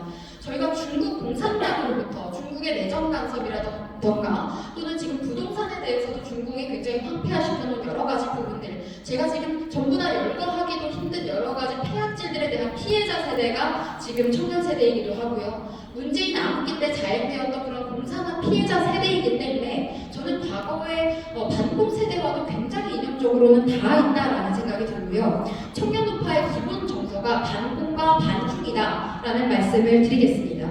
그리고 지금 청년들은 사실과 상식에 굉장히 민감합니다. 따라서 거짓말을 하는 사람을 정말 싫어하는데 그런 맥락에서 이렇게 여의도의 기득권들, 기회주의적인 행태를 보이고 보수를 참칭하지만 우파적 가치에 기여한 바가 하나도 없는, 그동안 보수 우파의 국민들이 쌓아놓은 레거시만 약탈하려고 하는 그런 약탈 세력에 대해 강렬한 반감을 가지고 있다라는 점을 말씀드리겠습니다. 그럼 반중 정서에 기인해서 심지어 민주당을 지지했던 청년들도 지금 윤석열 대통령을 지지하는 것으로 의견이 바뀐 사례도 굉장히 많습니다. 그리고 민주당은 절대 반중 메시지를 내지 못하고 있거든요.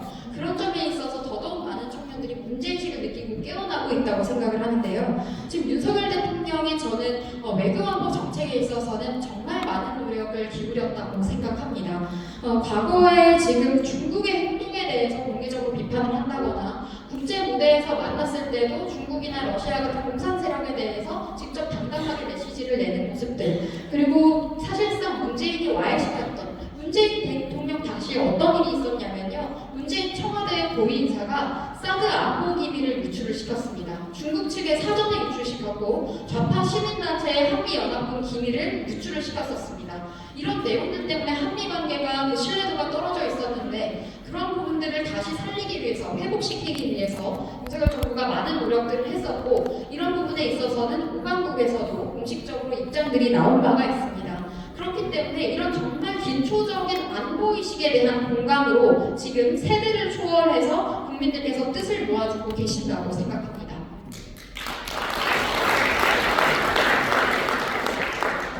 이런 맥락에서 12월 3일 비상계엄 이후에 저는 윤석열 대통령이 이 부분에 대해서 목표를 했든 목표를 하지 않았든 가장 큰 업적을 하나 이루었다고 생각합니다. 바로 세대 통합, 성별 통합, 지역 통합을 이룬 분이라는 생각이 생각이 들었습니다. 그러니까 지금까지 지금까지는 이제 지역별로 우리가 좀 이 지역이면 이 정당만을 지지해야 돼. 특히 호남을 대상으로 가스라이팅이 많았습니다. 호남에 살면 무조건 좌파를 지지해라. 사실 좌파들이 호남에 대해서 어떠한 이익을 주지도 않았지만 그런 식으로 본인의 이권을 떼어오기 위해서 계속해서 그렇게 세뇌시킨 것들에 세뇌당하고 있었는데요. 지금 청년들은 그런 것들로부터 자유롭습니다. 지금 광주에서 집회를 했을 때도 호남 지역의 청년들이 나와서 윤석열 대통령에 대한 지지를 이야기했었고 우파적 가치를 이야기했고 반공을 이야기했습니다. 그러니까 지금 저는 이런 여러 가지 나라가 처한 어려움 속에서 세대를 초월해서 지역을 초월해서 성별을 초월해서 그동안 자유 기득권들이 우리에게 세뇌했던 프레임들이 모두 깨졌다라는 생각이 들고요. 앞으로 국민들이 통합을 이루면서 정말 진정한 의미의 자유 대한민국을 열어갈 수 있지 않을까라는 작은 희망도 엿보고 있습니다.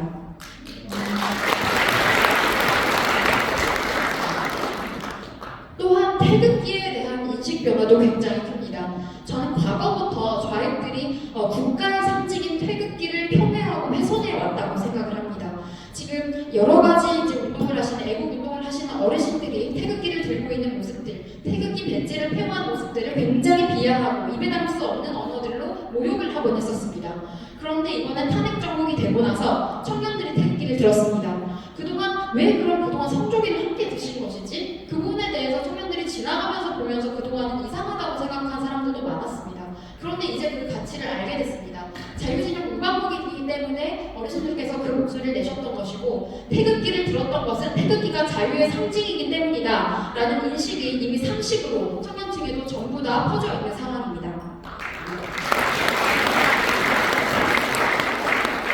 그래서 앞으로 태극기를 자유의 상징으로 더 당당하게 우리가 홍보를 해야 하고 언제나 이야기를 함에 있어서 절대 망설여서는 안 된다고 생각합니다. 정말 좌익 기득권들이 행했던 폐악질이 이런 식으로 우리 자유의 상징인 태극기를 짓밟고 그리고 자유혁명을 이루셨던 이승만 전 대통령에 대해서 비하하고 산업혁명을 이룬 박정희 전 대통령에 대해서 비하하고 그리고 지금 박근혜 전 대통령의 여러 업적들에 대해서도 정말 신기한 것이 청년 여성층을 중심으로 다시 알리려는 움직임들이 일어나고 있습니다. 이런 변화가 저는 분명히 긍정적인 방향으로 이어질 것이라 생각합니다. 다음으로 이것은 나는 공산당이 싫어요. 이 이야기를 모두 기억을 하고 계실 것입니다. 과거에 이승국 어린이가 했던 이야기인데요. 지금 이 피켓이 지금 많은 청년들이 12월부터 들었던 내용입니다. 그러니까 지금 얼마나 반공의 중요성에 대해서 알고 있는지 자유민주주의와 자유시장경제를 지키기 위해서 기꺼이 싸울 준비가 되어 있는지를 보여주는 가장 정확한 사례라고 생각되어서 가지고 왔습니다. 그리고 다음은 제가 집회 현장에서 만났던 청년들의 모습입니다. 지금 명동에서 중국 공산당의 내정 간섭에 대해서 비판을 하고 탄핵에 반대하는 청년들이 태극기를 들고 와서 함께 목소리를 내는 집회들을 했었는데요. 그때 당시에 모여있었던 인원들의 대부분이 2030들이었고 또 대학생들이 정말 많았습니다. 이미 청년들은 어르신들과 같은 생각을 하고 문제의식을 공유하고 있습니다. 따라서 앞으로 우리 좌파들은 세대를 갈라치고 성별을 갈라치고 지역을 갈라치지만 우리 우파들은 통합된 국민들이 한마음 한뜻으로 제대로 된 변화를 만들고 우리나라의 원칙과 상식을 바로 세울 수 있다라는 그런 메시지들로 훨씬 더 우위를 점할 수 있을 거라고 생각합니다.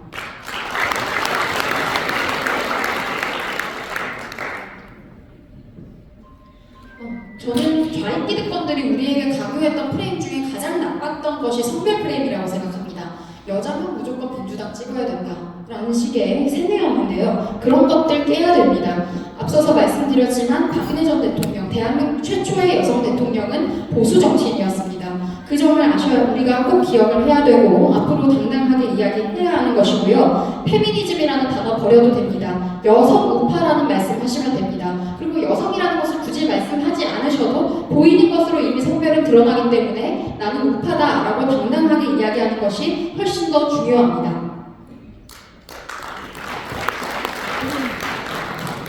또 문재인 암흑기 때 행해졌던 가장 나빴던 점이 남녀 갈라치기였습니다. 특히 20대들을 2030을 대상으로 남녀를 갈라치면서 비혼, 비출산 이런 것들을 유행처럼 선언을 하게 했었습니다. 가장 중요한 나이에 마치 연애도 하면 안 되고 결혼도 하면 안 되고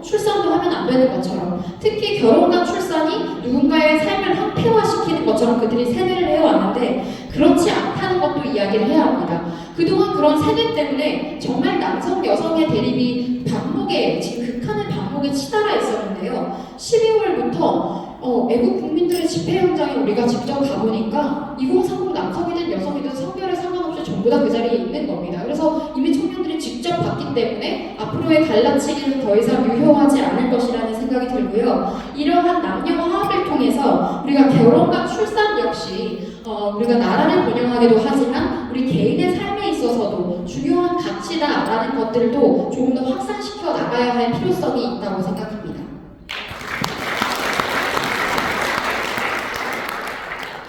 다음으로 지역 프레임입니다.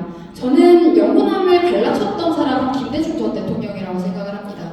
본인이 호남 출신임을 이용해서 정치에서 우위를 점하기 위해 그런 것들을 이야기를 해왔던 사람인데요. 본인의 정치적 이익을 위해서라면 공산화 사상도 기꺼이 이야기하는 사람들은 매국 세력이고 간첩 세력일 것입니다. 대한민국이 가장 위기 상황에 처해 있을 때마다 대한민국의 양심을 지켜준 것은 영남이었습니다. 우파의 가치, 자유의 가치를 지켰던 영남이 저는 정치의 중심으로 더욱 우뚝 서야 한다고 생각합니다.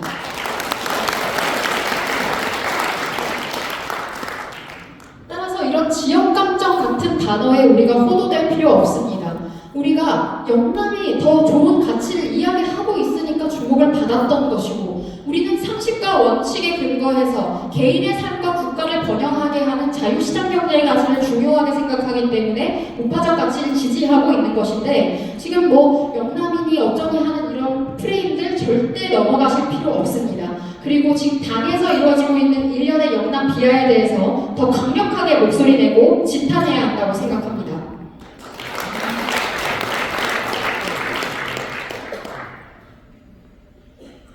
다음으로는 지금 개헌 이야기에 대한 말들이 여기저기서 많이 나오고 있어서 제가 한번 개헌에 대해서도 청년 정치인의 시각에서 한번 말씀을 드려보려고 합니다.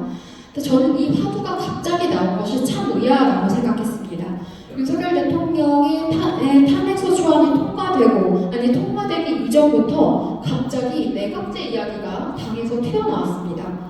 그 이야기가 무슨 맥락에서 나온 것인지 저는 굉장히 의아했었는데요. 지금 이제 김종인 전 공을 추종하는 김재석 의원이 가장 선제적으로 그런 인터뷰를 했던 내용이 여전히 기억이 나는데, 정상적인 우파 정치인이라면 탄핵 정국을 겪으면서 그동안 반국가 세력이 얼마나 대한민국의 체제를 흔들어 놓고 국민 주권을 침탈해 왔는지에 대해서 문제의식을 가지고 원칙을 주장하면서 싸워야겠다라는 생각을 하는 것이 기본이었습니다. 그런데 그들은 갑자기 아무도 이야기하지 않았던 내각제를 들고 오고 개헌을 이야기하고 대통령의 임기를 단축해야 된다고 하는 이런 여러 이야기들을 했었고요. 오세훈 시장이라거나 한동훈 전 대표 그때 당시에 탄핵 찬성하겠다 앞다투어 이야기 해놓고 이제 와서 여론이 바뀌니까 그런 말 한 적 없다거나 오해라는 식으로 이야기하고 있습니다. 근데 이런 것들 전부 다 잘못됐다고 생각합니다. 그때부터 그냥 원칙에 근거해서 주장했던 윤상현 의원, 나경원 의원, 김민전 의원 이런 분들이 저는 제대로 된 우파 정치를 실현하고 목소리 내고 있었던 분들이라는 생각을 했습니다. 따라서 우리가 대통령이 최우진술에서도 이야기했지만 앞으로 개헌을 이야기를 한다면 우리 국민들이 지금 공유하고 있는 문제의식을 개선하는 개헌이 되어야 합니다. 지금 87 체제는 사실상 입법부의 권한을 굉장히 강조를 했었기 때문에 저는 제왕적 대통령제라는 프레임은 절대 성립될 수 없다고 생각합니다. 지금 박근혜 전 대통령에 대한 탄핵안이 통과되었던 것도, 그리고 지금 이번에 윤석열 대통령에 대한 탄핵안이 통과된 것도 모두 여소야대 정국인 상황에서 벌어진 일입니다. 따라서 국회를 점령한 세력이 이 나라의 권력을 잡을 수 있는 상황이 되었었던 것이기 때문에 앞으로 이런 제왕적 국회의 입법 폭주, 탄핵 폭주를 막을 수 있는, 입법부를 견제할 수 있는 권한을 마련하는 방향으로 개헌 논의가 이루어져야 된다고 생각합니다. 또한 내각제는 지금 국민 여론이 아닙니다. 개헌과 같은 큰 이슈는 국민 여론이 형성되고 나서 그 여론에 따라서 정치인들이 움직여야 하는 것이 맞다고 생각을 합니다. 하지만 지금 여의도의 그런 무능한 기득권들이 뜬금없이 내각제 이야기를 한 것은 저는 일종의 세습 정치를 실현하고자 하는 생각이 있지 않나라는 생각도 했습니다. 지금 대통령은 대한민국 국민들이 자유민주주의의 질서 하에서 직접 선거를 통해서 선출을 하게 됩니다. 그런데 만약에 내각제가 되게 되면 우리는 대한민국의 국가원수에 대한 직접 선출에 대한 권한이 사라지게 되는 겁니다. 간접적으로 선출해야 되는 것이고 또 공천에 대해서도 우리 국민이 개입할 수 없는데 그렇게 되면 정말 그야말로 자기들끼리 공천하고 자기들끼리 자리 나누고 자기들끼리 대통령 만들어버리는 그런 상황까지 치달을 수 있다. 그래서 이런 주장들이 위험하다라는 점을 말씀드리겠습니다.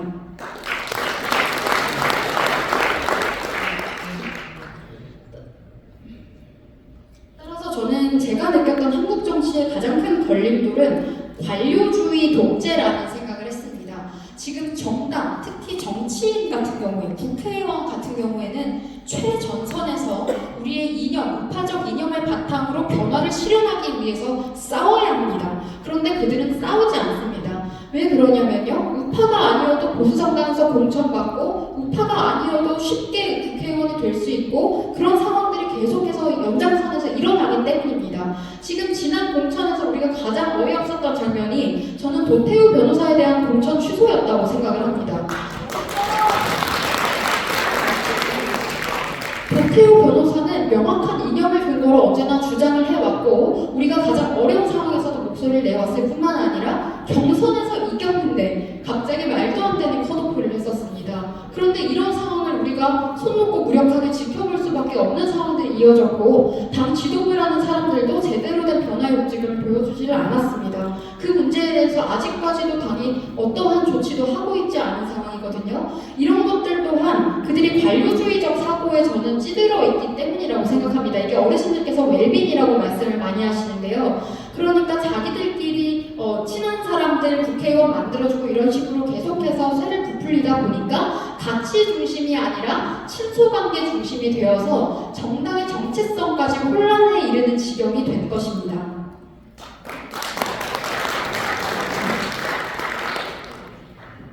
따라서 저는 이런 한국 정치의 여러 가지 폐단을 해결하기 위해서는 먼저 앞서서 의회 해산권과 같은 입법부의 경제책을 개헌 과정에서 반드시 마련해야 한다라는 것이 첫 번째고 두 번째로 이게 보다 중요하다고 생각하는데 가치 중심 정당, 가치 중심 공천이 이루어질 수 있도록 해야 된다고 생각합니다.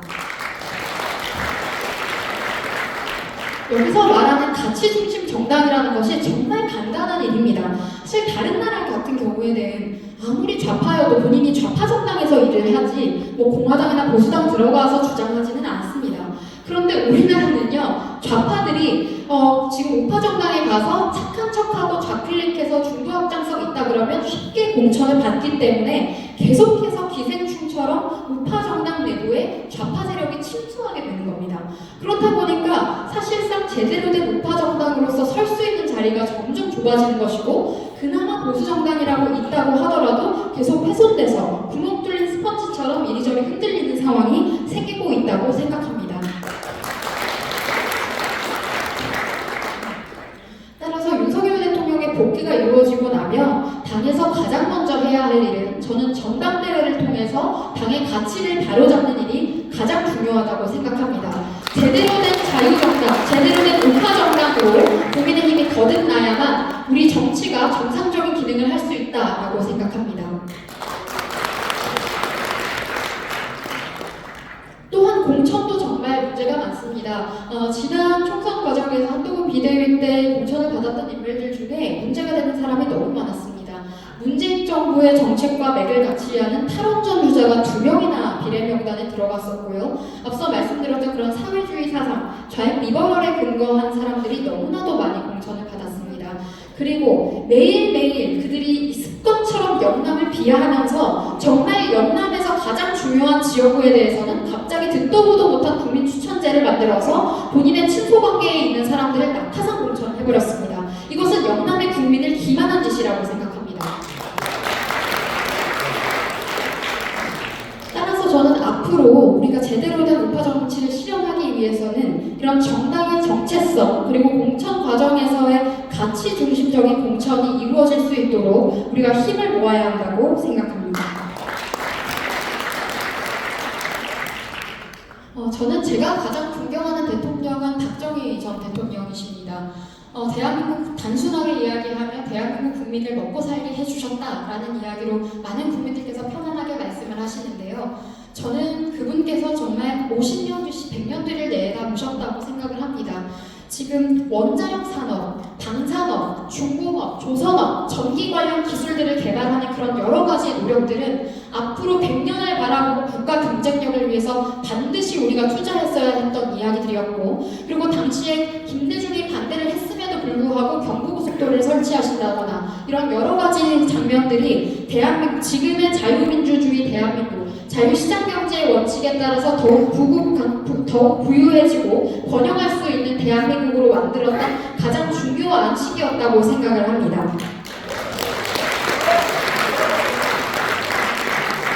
따라서 앞으로도 이런 보다 선진적인 변화들을 이루기 위해서는 저는 지금 제왕적 국회의 권한에 지금 치중되어 있는 그런 권한들을 대통령에게 조금 더 행정권을 강화하는 방향으로 우리가 개선할 필요성도 있다고 생각을 합니다.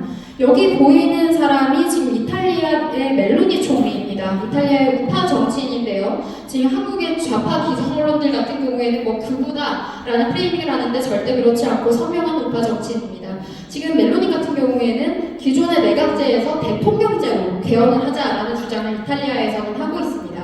그것이 왜 그러냐면요. 과도하게 권력을 분산하는 것이 반드시 옳지는 않습니다. 변화를 실현하기 위해서는 그 기간만큼은 변화를 실현할 수 있는 힘이 실려야 하는 것인데, 지금 문제가 되는 것은 문재인 정부 임기 말에 알박기한 좌파 인사들이 공공기관에 침투해 있고 공기업에 침투해 있고 정부 부처 요직에 침투해 있다 보니까 윤석열 정부가 들어서도 정책을 추진함에 있어서 너무나 많은 제약이 걸리는 겁니다. 따라서 저는 국민이 직접 선출한 리더가 변화를 추진함에 있어서, 특히 정책적인 부분에 있어서는 보다 그 권력을 집중하거나 강화하는 것도 필요하다라는 생각을 합니다.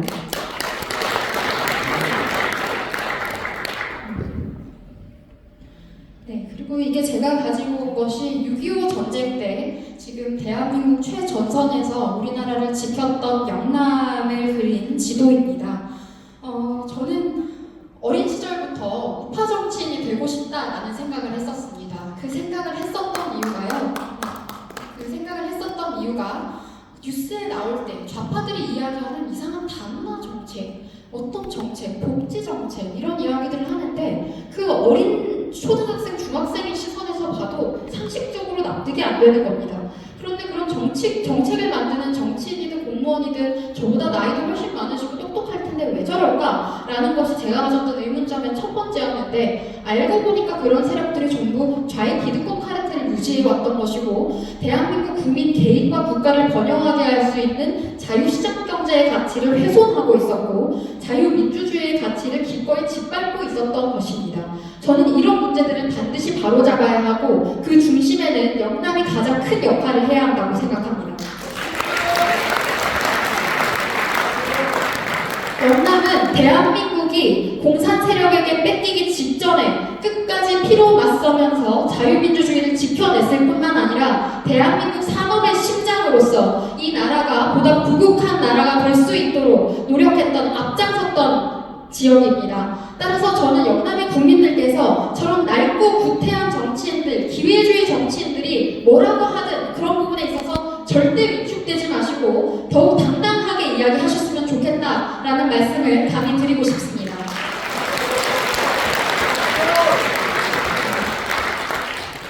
문재인의 임기 동안 학생들의 교과서에 자유민주주의에서 자유가 삭제되었었습니다. 그때 민주주의라는 단어로 전부 다 변경이 되었었는데요. 그들이 자유를 부정하는 이유는 간단합니다. 그들이 바라는 것은 공산화이고 사회주의이기 때문입니다.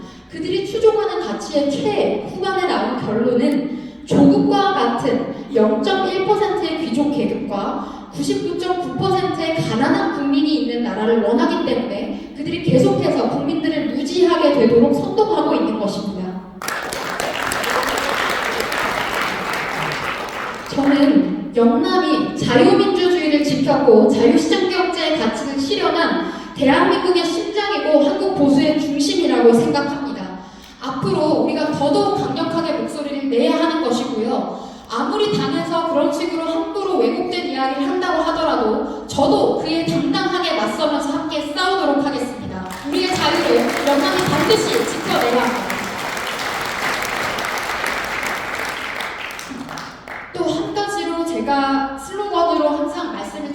내용이 있습니다. 영어로 썼는데요. The right is right 이라고 썼습니다. 오른쪽이 옳다는 뜻입니다. 이미 좌파들이 이야기하고 있는 공산주의적인 이념들 그리고 사회주의적인 정책들은 상식의 범주 바깥에 있습니다. 그리고 그들은 국민을 부유하거나 번영하게 하는 것이 아니라 가난하고 비참하게 만듭니다.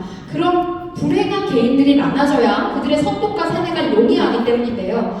따라서 저는 오직 자유우파의 이런 가치관, 자유우파의 이념에 근거한 정책과 정치만이 대한민국을 바로잡고 보다 부국민안의 길로 나갈 수 있는 첫 출발이 될 거라고 생각합니다. 따라서 언제나 당당하게 오른쪽은 옳다라고 함께 목소리 냈으면 좋겠습니다.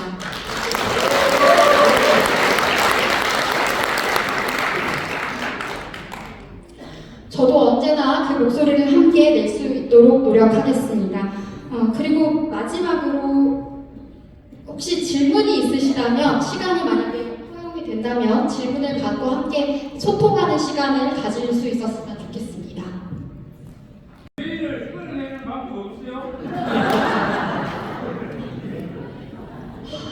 저도 너 65년이나 백기수도 더 왔잖아.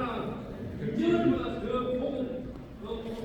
너무 완벽했기 때문에 네, 지금 문재인에 대한 의견만 마지막으로 좀 말씀을 드리면 이미 젊은 층 10대, 20대, 30대는요 어르신들과도 같은 생각인 것 같습니다. 문재인은 간첩 수괴라고 생각을 합니다. 그런데 이런 문재인의 폐악질을 덮기 위해서 문재인 정부 때 국정원 대북 수사권을 박탈하고 군 기무사를 해체해버렸었습니다. 이런 우리의 당첩 관련 기능부터 복구를 하고 그동안의 폐악질들에 대해서도 전부 다 저는 법적으로도 정치적으로도 처벌해야 한다고 생각합니다.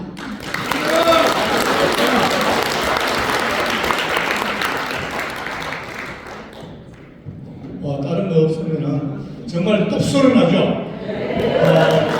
지금까지 강연 강사 중에 가장 많은 박수를 받지 않았나 싶습니다.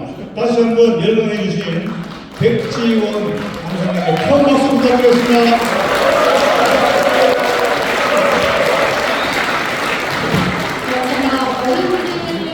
제가 어르신들 앞에서 이렇게 이야기하는 것이 처음이라 많이 부족했을 것 같은데 끝까지 들어주셔서 감사드립니다. 국민대변인 백지원 이름 기억해 주십시오. 감사합니다.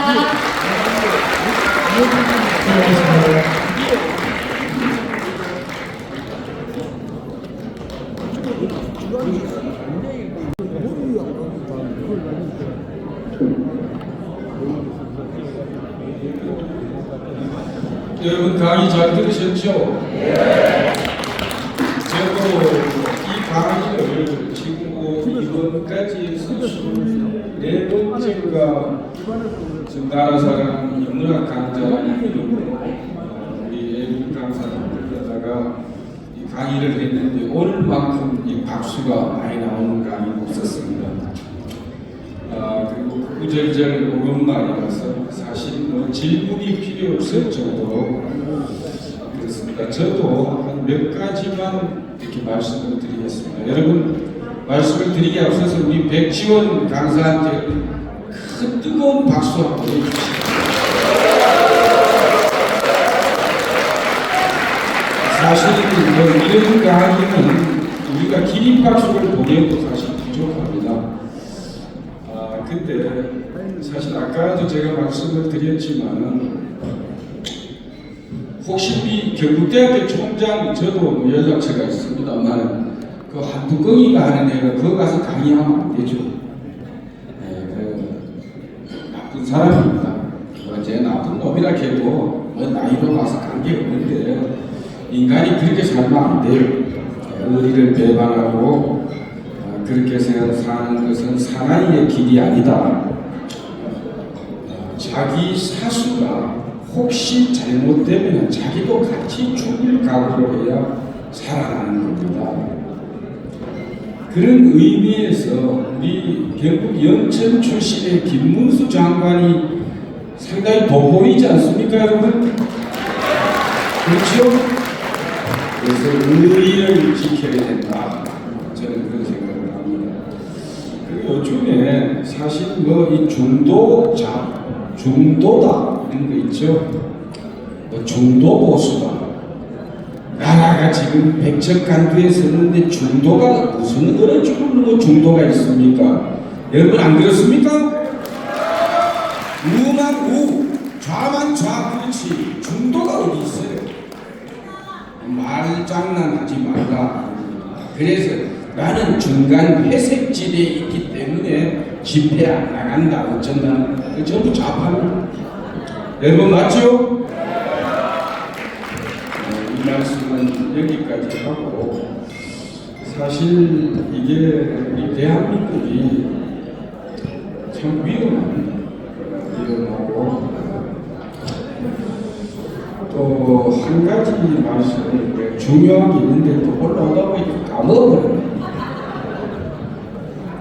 아무튼 여러분들 우리 백지원 강사 저녁 식사하고 가게 하고, 여러분들 우리 오늘 강의 정말 잘 들었죠? 제가 다음 달에는 예약이 되어 있기 때문에 그 서희건설 이봉관 회장님이 강의를 해주기로 했고, 그분도 상당히 재미있는 강의를 많이 하십니다.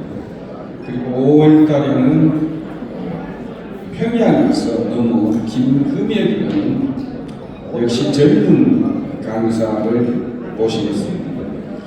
그리고 그 6월 달에는 김민수 대변인이라고 있습니다. 대변인 하루하루 잘린 사람, 국민의힘에서 제가 이렇게 쭉 보면 우리가 원래 그 손자한테도 배울 게 있다 그러지 않습니까? 이 우리 백지원 저 강사 나이 먹은 사람들 3시간 동안 얘기해도 사실 핵심이 별로 없잖아요. 구구절절 다 모르는 말 아닙니까? 이건 맞죠? 그래서 앞으로는 가급적이면 젊은 강사들을 데려다가 여러분들한테 이 애국 강연을 들려드리겠다, 이렇게 말씀을 드리면서 또 이따 생각나면 또 하도록 하고, 이만 이제 식사 시간으로 들어가도록 하겠습니다. 여러분 감사합니다.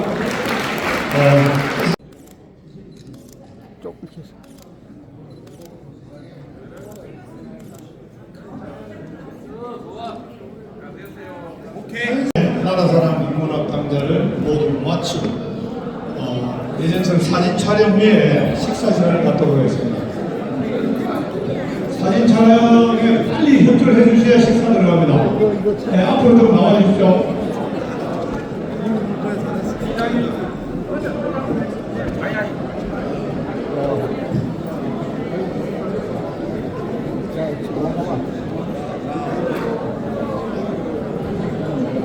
이거 치워야 되는데.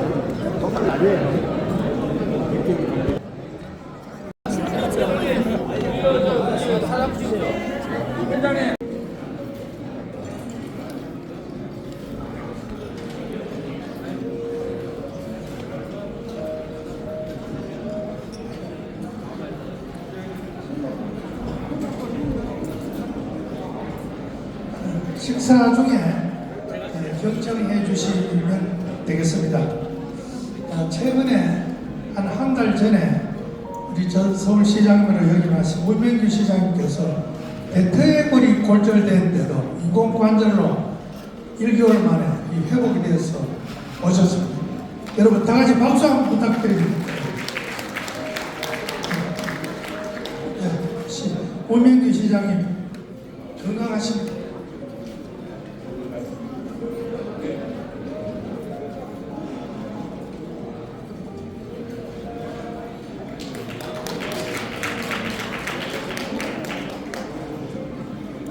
여러분 이렇게 큰 자리에서 뵙게 되니 정말 반갑습니다.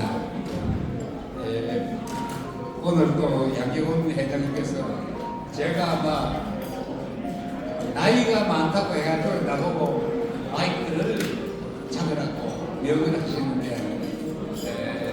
제가 여러분들에게 이 간단히 몇 말씀만 드리고자 합니다. 왜 그러냐 하면은 제가 한 2개월 전에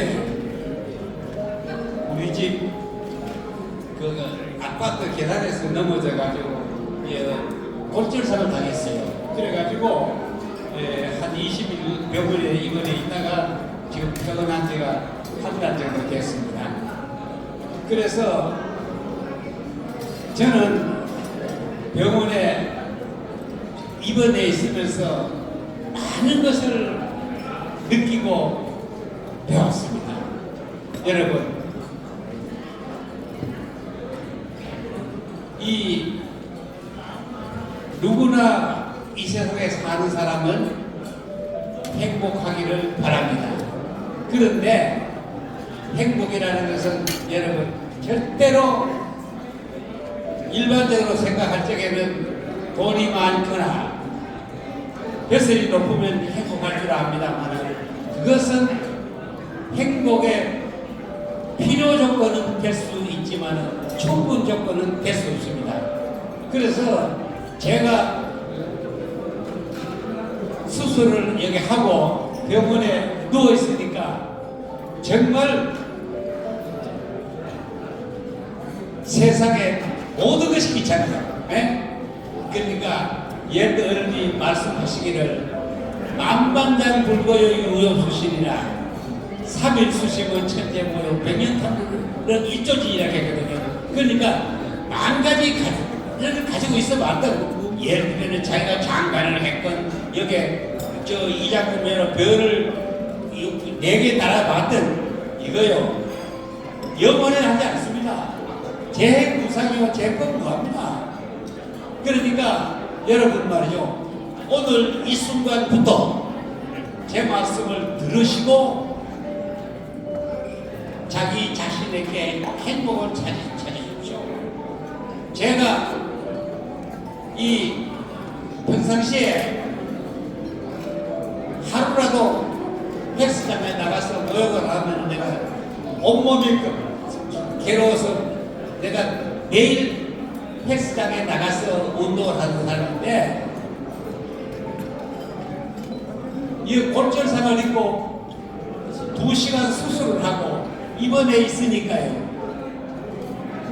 한 달 동안 제가 세수도 뭐 안 하고 세수를 양치질도 안 했어요. 뭐 할 수가 없어.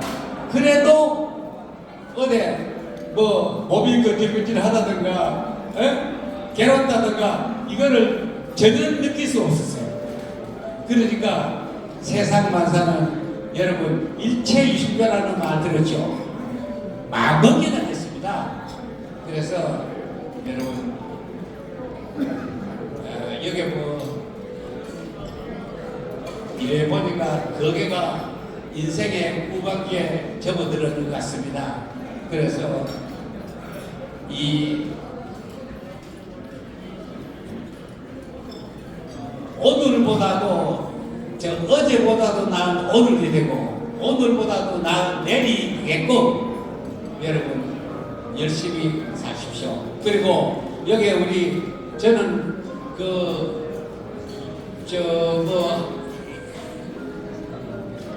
광화문이라든가 한남동에 나가지 못합니다만은 우리 양재곤 회장님을 비롯해서 시도민의 움직이는 사항은 카톡으로 봐서 소상히 지금 보고 있습니다. 여러분 우리 양재곤 회장님에게 감사의 박수를 한번 부여버립시다. 이렇습니다. 그런데 정말 양재곤 회장님 같은 애국자가 없습니다. 알겠습니까? 그러니까 여러분 이 우리가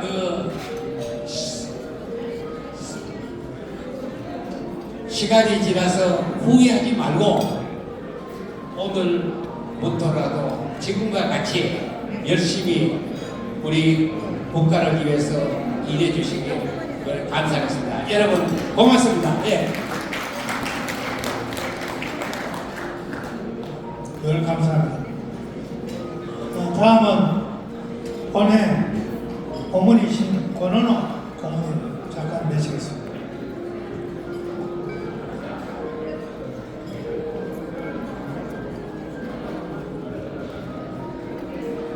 회원 여러분 오랜만에 뵙겠습니다.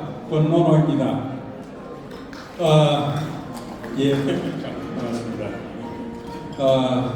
우리 양재원 회장님과 우리 백지원 강사님 말씀을 잘 들으셨을 걸로 믿고 있습니다. 저는 처음에 이 강사님이 오셨길래 영화 배우가 오신 줄 알고 오늘 무슨 촬영을 하는 건가 생각했습니다. 상당히 젊으셨지만은 아주 의지가 굳은 의지를 갖고 말씀하시는데 정말 감사를 드립니다. 강의를 들으면서 저는 생각을 했습니다. 여기 계신 TK 대구 경북인 과연 그들은 누구일까? 대구 경북인 그들은 누구인가를 조금 생각을 해봤습니다. 저는 한 3가지를 느꼈는데, 첫 번째는 대구 경북의 중심인 신라가 삼국을 통일했습니다. 그 당시에 신라 옆에 있는 백제는 혼합평야라고 하는 기름진 땅을 가진 곡창지대였습니다. 군량미가 풍부한 부자의 나라였습니다. 그리고 신라의 북쪽에는 중국하고 싸워도 한 번도 지지 않는 막강한 군사력을 가진 고구려가 있었습니다. 산비탈에 제일 가난한 신라가 어떻게 해서 삼국을 통일했느냐? 그것은 바로 신라 사람들은 신라가 삼국을 통일해야 된다는 의지를 가지고 있었습니다. 그래서 신라가 삼국을 통일했습니다.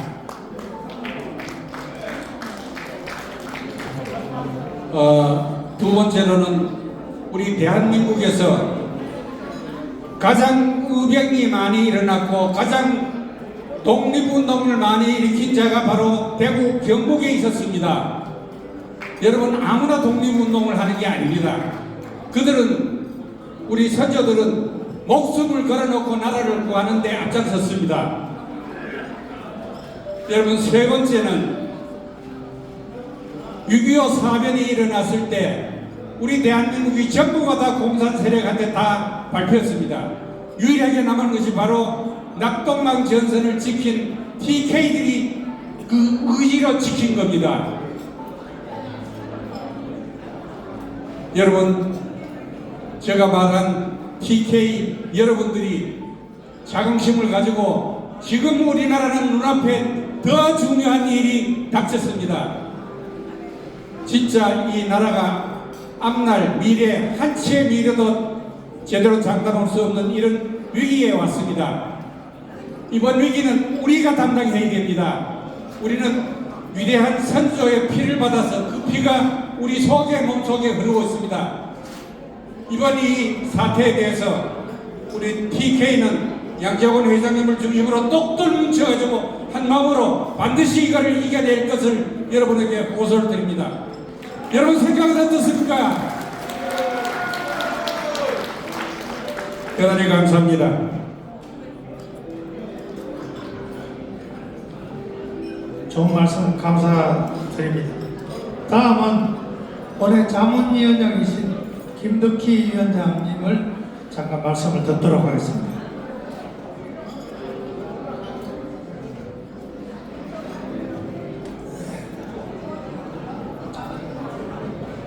네, 안녕하세요.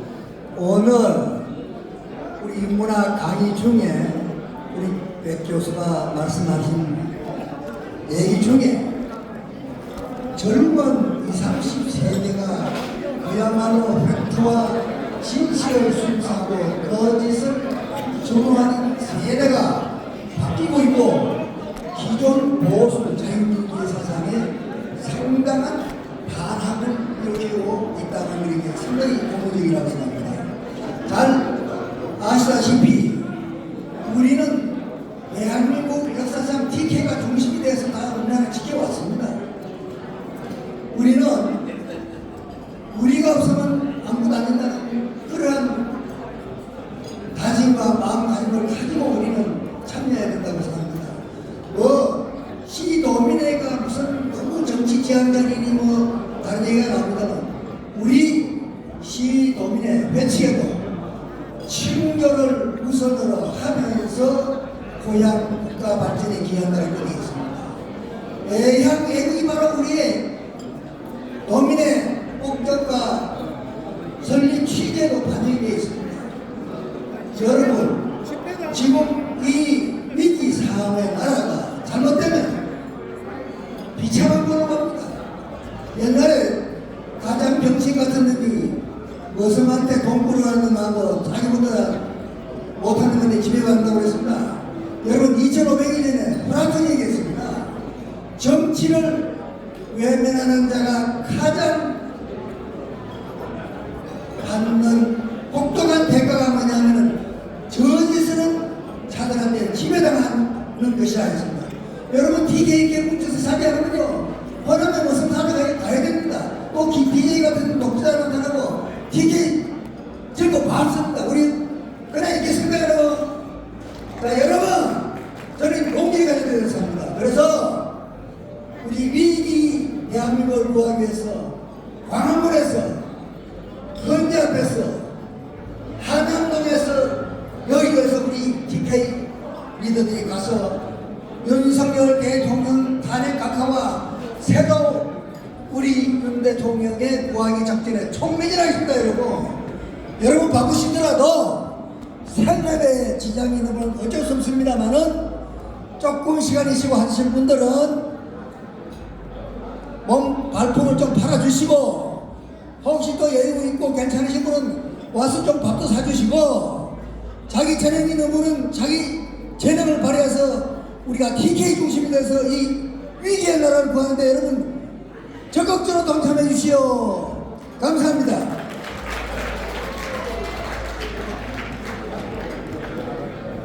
좋은 말씀 감사드리고, 덕담은 마지막으로 3군 사령관을 역임하신 이용기 대장님을 모시고, 그리고 지금 아까 회장님께서 내빈 소개 때 잠시 빠진 분이 아마 용산지킴이 요새 애국활동 열심히 하시는 송장호 회장님 모셨고, 장민정 총무님, 비가 오나 눈이 오나 이 애국활동을 하셨습니다. 여러분 박수 한번 부탁합니다. 그리고 애국활동에서 조금 십시일반 오늘 조금 지원해 주신 서울시 부시장님, 지금 시립대 교수님 30만원 주셨고, 며칠 전 노명호 상임이사 의장님께서 30만원 지원해 주셨습니다. 여러분 감사드립니다. 다음은 이용기 대장님을 모시겠습니다.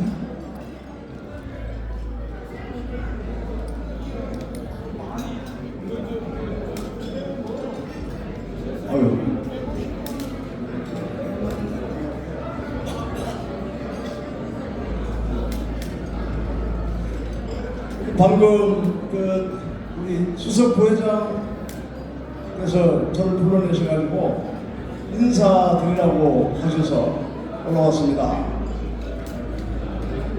시장님, 제가 제대로 정리를 드리니까 잘 봐주십시오. 여러분 인사 올리겠습니다. 충성!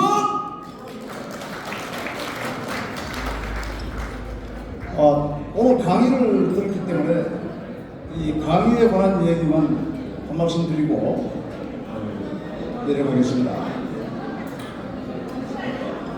우리 오늘 백지연 강사님께서 말씀하신 내용 중에 몇 가지가 굉장히 가슴을 찌르는, 아주 전문 용어로 이야기해서 폐부를 찌르는 그런 몇 가지가 있었는데 간단하게 한번 보겠습니다.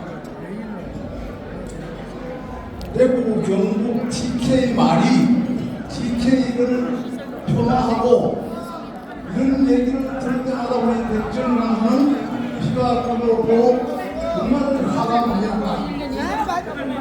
이런 일이 있을 수 있느냐 하는 얘기를 아까 중간에서 굉장히 많이 찍었어요.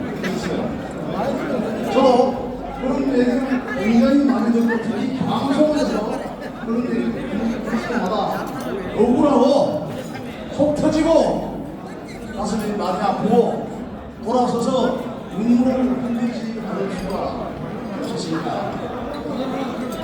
또 하나는 아까 그림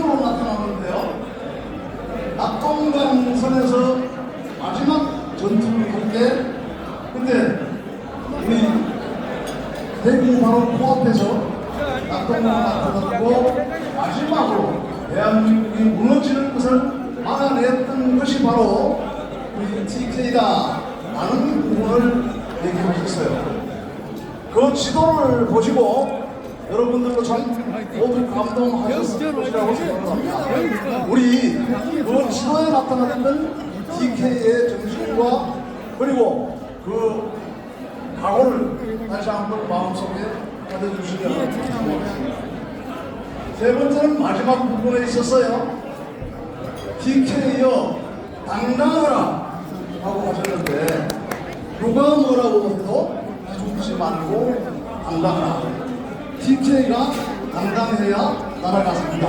이 말씀이었는데 정말 마지막까지 가슴을 찌르고 또 깊게 느껴하는 부분이 있습니다. 오늘은 광화문에서 강남동에서 그리고 곳곳에서 이 나라를 굳건히 지키기 위해서 정말로 다리되었습니다. 여러분의 그 강단한 소망을 반드시 이루어지겠습니다. 윤석열 대통령은 엊그제 구치소에서 나왔던 그런 모습을 강하게 웃으면서 여러분들의 부모로 반드시 돌아올 것으로 확신합니다. 여러분 편안하게 건강하게 잘 지내세요. 충성! 감사합니다. 다음은 집회하고 토요일 날 우리 시도민의 산악회 일정을 간략하게 말씀드립니다. 이번 집회는 광화문 시청역 3번 출 도움 많은 참석을 기대합니다. 감사합니다. 이것으로 이번 강의를 마치겠습니다. 감사합니다.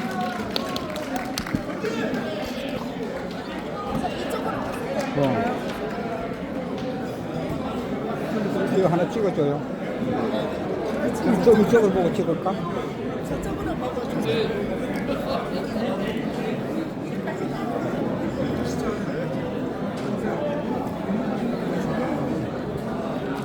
사진이요? 네.